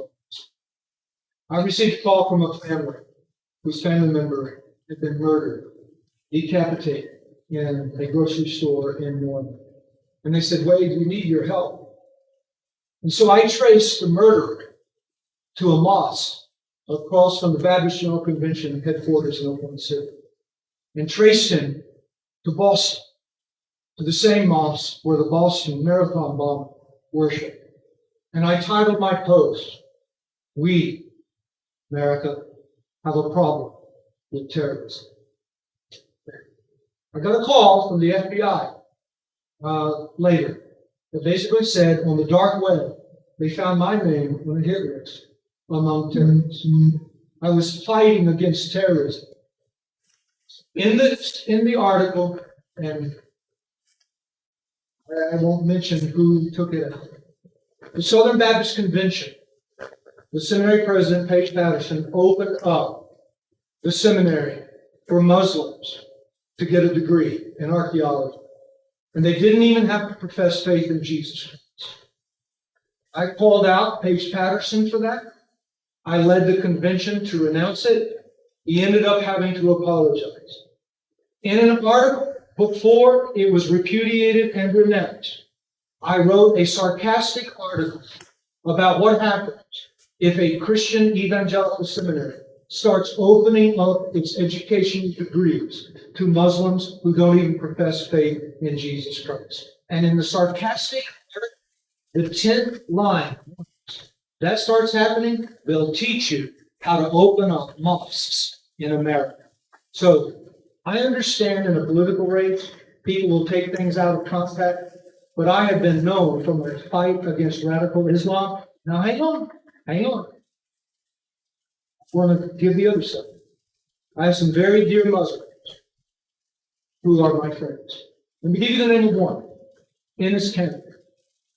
Enes Kanter was in an airport in Europe, and the Turkish radical police were attempting to arrest him and to take him back to Turkey to imprison him with his father. He calls, and his agent actually called and said, he can't get out of the airport. Can you help? We got Enes Kanter out of the airport. Do you know Enes Kanter? Terry, you got it. It's called Uyghur Muslims in China have been murdered by the CCP. Enes Kanter speaks out in the NBA against China. No team will pick him up to play anymore. He changed his name to Enes Freedom. Ask Enes what he thinks about Wade Burleson. Enes knows I will protect the right of a Muslim to worship as he feels led. I will fight radicalism, whether it's in Islam, populism. I'll fight it. We should be a country of liberty, freedom of religion, freedom of assembly, freedom of speech, freedom of movement. And guess what? Our country is taking all of those freedoms. Right. Yeah. I didn't answer. Folks, I want everybody to understand all but my first question, which was a direct question or a statement to me from a friend of mine in Enid. Everything else is from excerpts from his blog, and I couldn't figure out how to read more than just the excerpt. I'm not going to mention where they came from, but so I do take that with some weight, because you can go through just about any document and make the right excerpts and make a point opposite, perhaps, than the point that was intended. I want to thank Wade for answering. Like I said, it was nothing personal, but these are concerns that we've had in OK2A, and the best thing is to get things out on the table. And the way I read you, that's how you deal with everything anyway. Absolutely. By the way, if you want to know what the liberals think of me, go on Twitter and Google my name. Seriously. Terry, funny story. And like Nathan, this will take 30 seconds. Funny story. Pardon me for my fringe. By the way, we've got signs up here. Take a sign. Bill is here. He can help you. If you can give, like, give to guys that will fight for you. We're sitting in a restaurant, Oklahoma City, 300 people all around us. Been a long day. I speak like this everywhere I go. My wife is there. She's very sweet, very quiet. We're sitting there by ourselves. Big, massive restaurant. Little girl comes up and says, "Are you Wade Burleson? Are you Burleson for Congress?" I'm thinking maybe she wants a selfie. You know, maybe she wants an autograph. And I said, "Yes." She just stood there. Then my wife said, "What's your name?" She gave us a name. She just stood there. I thought, wow, this is weird. Then all of a sudden, she yells out, "My mom sent me over here to tell you you're a big fat shit. You're done." Where was this? So, I mean, just say to you, the way I just talked to you, okay, that really troubles some people. But I promise you, I will not let that. God bless. All right. Give me a hand, folks. Okay. I'm going to take another couple of minutes. There was an article sent to me today. No more questions. We're already almost 2 o'clock. But when I sent it to Don Spencer, he said, "You should read this at your meeting." He's the boss, so I'm going to read it at the meeting. The title, the headline, "Pro-Gun Group Grows into Potent Political Force in Oklahoma." I wonder who they might be talking about. Oklahoma City, this is Associated Press, so this is a worldwide hookup.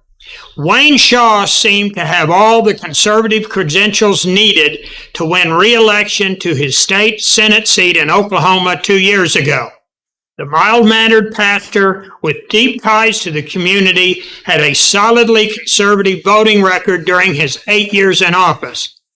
But when Shaw, as chair of the Senate Public Safety Committee, declined to hear a bill to allow people to carry guns into bars, he drew the ire of an unemployed truck driver who was passionate about gun rights.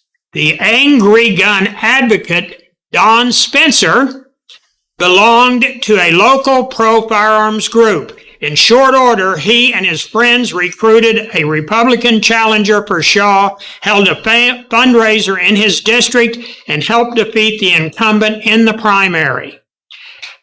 Quote, "I'm not opposed to guns," close quote, said Shaw, who was stunned by the development. That's an understatement. Quote, "But that guns in bars is a good way of throwing gasoline on the fire."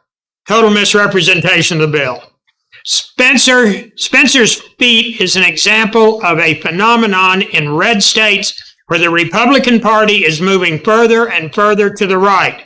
The most potent political forces aren't always the long-established organizations that have groomed candidates and advanced legislation for decades. In the current climate, little-known outsiders, even without pedigree or money, can become power brokers quickly if connected to incendiary issues like guns or abortion. 2 things we talked about today. And almost any office holder can become vulnerable.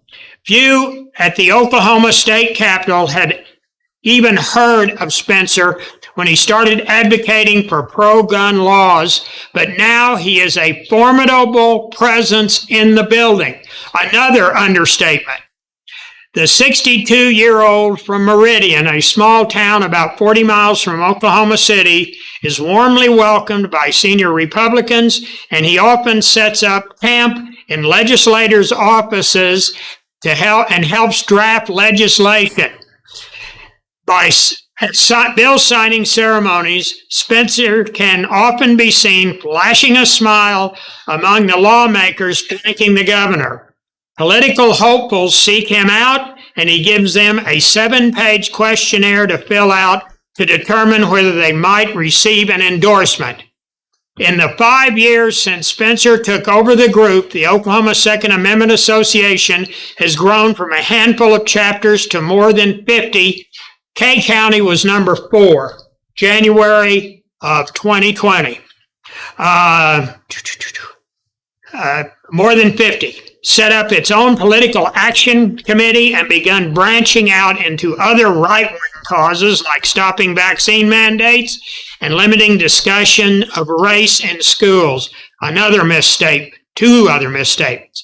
Spencer sees the opportunities as boundless. Quote, people in this state are concerned about their rights, and they realize now it's more important what's going on in their backyard than what those crazies are doing in Washington, D.C., Spencer said in an interview. The push to expand gun rights comes amid a surge of gun violence in communities across the country. Yeah, that surge is in all the ones that have strong gun control laws, including several mass shootings in recent weeks. Between 2019 and 2020, the last year for which federal data is available, shooting deaths increased 35%, again, all in those liberal states. Yet calls for tougher firearm limits have been blocked by GOP opposition, with leaders instead citing an even greater need for citizens to protect themselves. Fear that the government will threaten conservatives' values is running strong in red states right now, and Michael Crespin, a political science professor at the University of Oklahoma, who is familiar with the OK2A group, quote, there's this whole idea that Democrats are going to come and take their guns away, Crispin said. That's not happening, but the fear is a good motivator for politics. And this guy's an intellectual, he says. OK2A racked up its broadest achievement in 2018 when lawmakers passed constitutional carry legislation which allows adults to openly carry firearms in public without license or training. The bill had previously been vetoed by a Republican governor, Mary Fallin, as Nathan mentioned earlier, but it was the first one signed into law by new Republican Governor Kevin Stitt.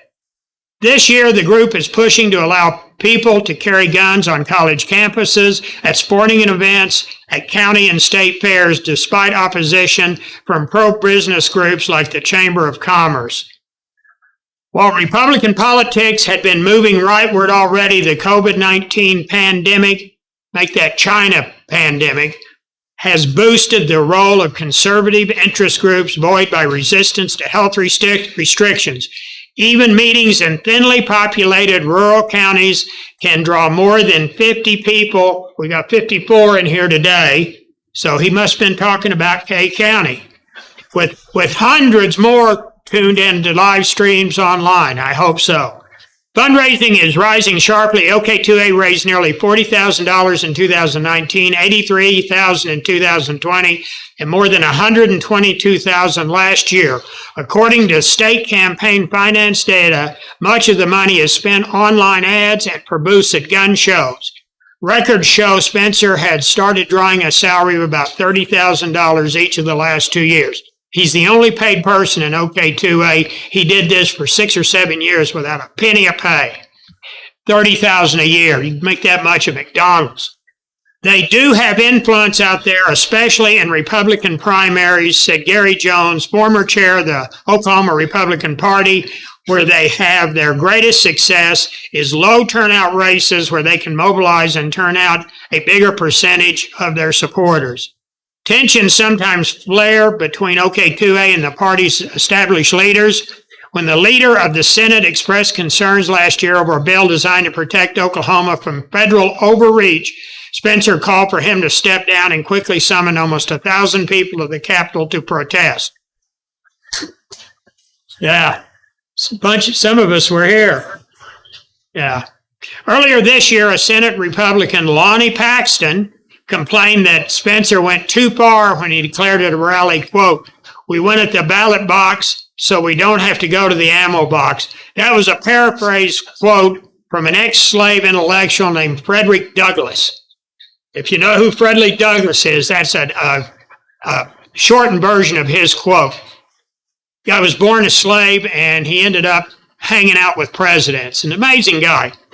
Noting that the 1995 Oklahoma City bombing was fueled by anti-government rhetoric, Paxton said the remark, quote, crossed every conceivable line of decency. Spencer brushed off the complaint, saying it only helped his fundraising.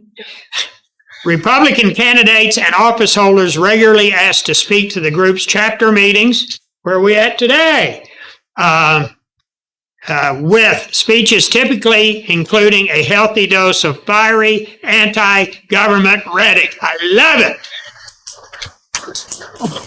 At a recent meeting in an Oklahoma City firearms store, Republican candidate for the U.S. Senate, Tulsa preacher Jackson Lawmeyer, derided Dr. Anthony Fauci, the government's top infectious disease expert, as, quote, a mass murderer, a true statement in my humble opinion. Another Republican candidate offered a raffle entries starting at $25 for 4 custom-built ARs and a .50 caliber rifle. Who could that have been? At the Capitol, members asked Spencer about new bills to introduce. On the firearm issue, he'd be the first stop to go to, said Representative Eric Roberts, a Republican from Oklahoma City and a good guy. A leading Democrat, Republican Emil Virgin, said she's concerned the group's power is becoming dangerous. That's probably why I've never heard of her. This really has just turned into a far-right extremist organization. Yeah! And the fact that so many Republicans in the House and Senate seem to take their cues from that organization is what is most concerning, she said. But Winona Hetzel, who is one of the volunteers for Nathan's campaign and a champ, she's the one, all the maps you see that list on our website of all the different counties and the chapters, where and when the meetings are, all of that is Winona's work. Remember her in your prayers. But Winona Hetzel, a group member from the Oklahoma City suburb of Edmond, said she joined because she thinks the group can help prevent gun confiscation. Amen. I know everyone talks about the government, but I'm worried about criminals, Hetzel said. That's it, folks. Great article. And on a sidelight, I think it was the year before last. It may have been last year on Channel 4 News. Don Spencer is on video saying, no, it would have been last year because Biden was president. This is a direct quote from Don Spencer. The president can go pound sand. That's our leader, folks. Thank you, everyone, for coming. I hope everybody leaves and don't feel like they've wasted their time. That's my main aim with these meetings. And I appreciate the crowd. Yes. Try and bring a friend, folks. When these politicians come in here, the people that are going to be voting on these bills, they're much more impressed when there's 50 or 100 people here than if there's 7 or 10 people here. Thank you all very much. God bless everybody. Thank you for coming.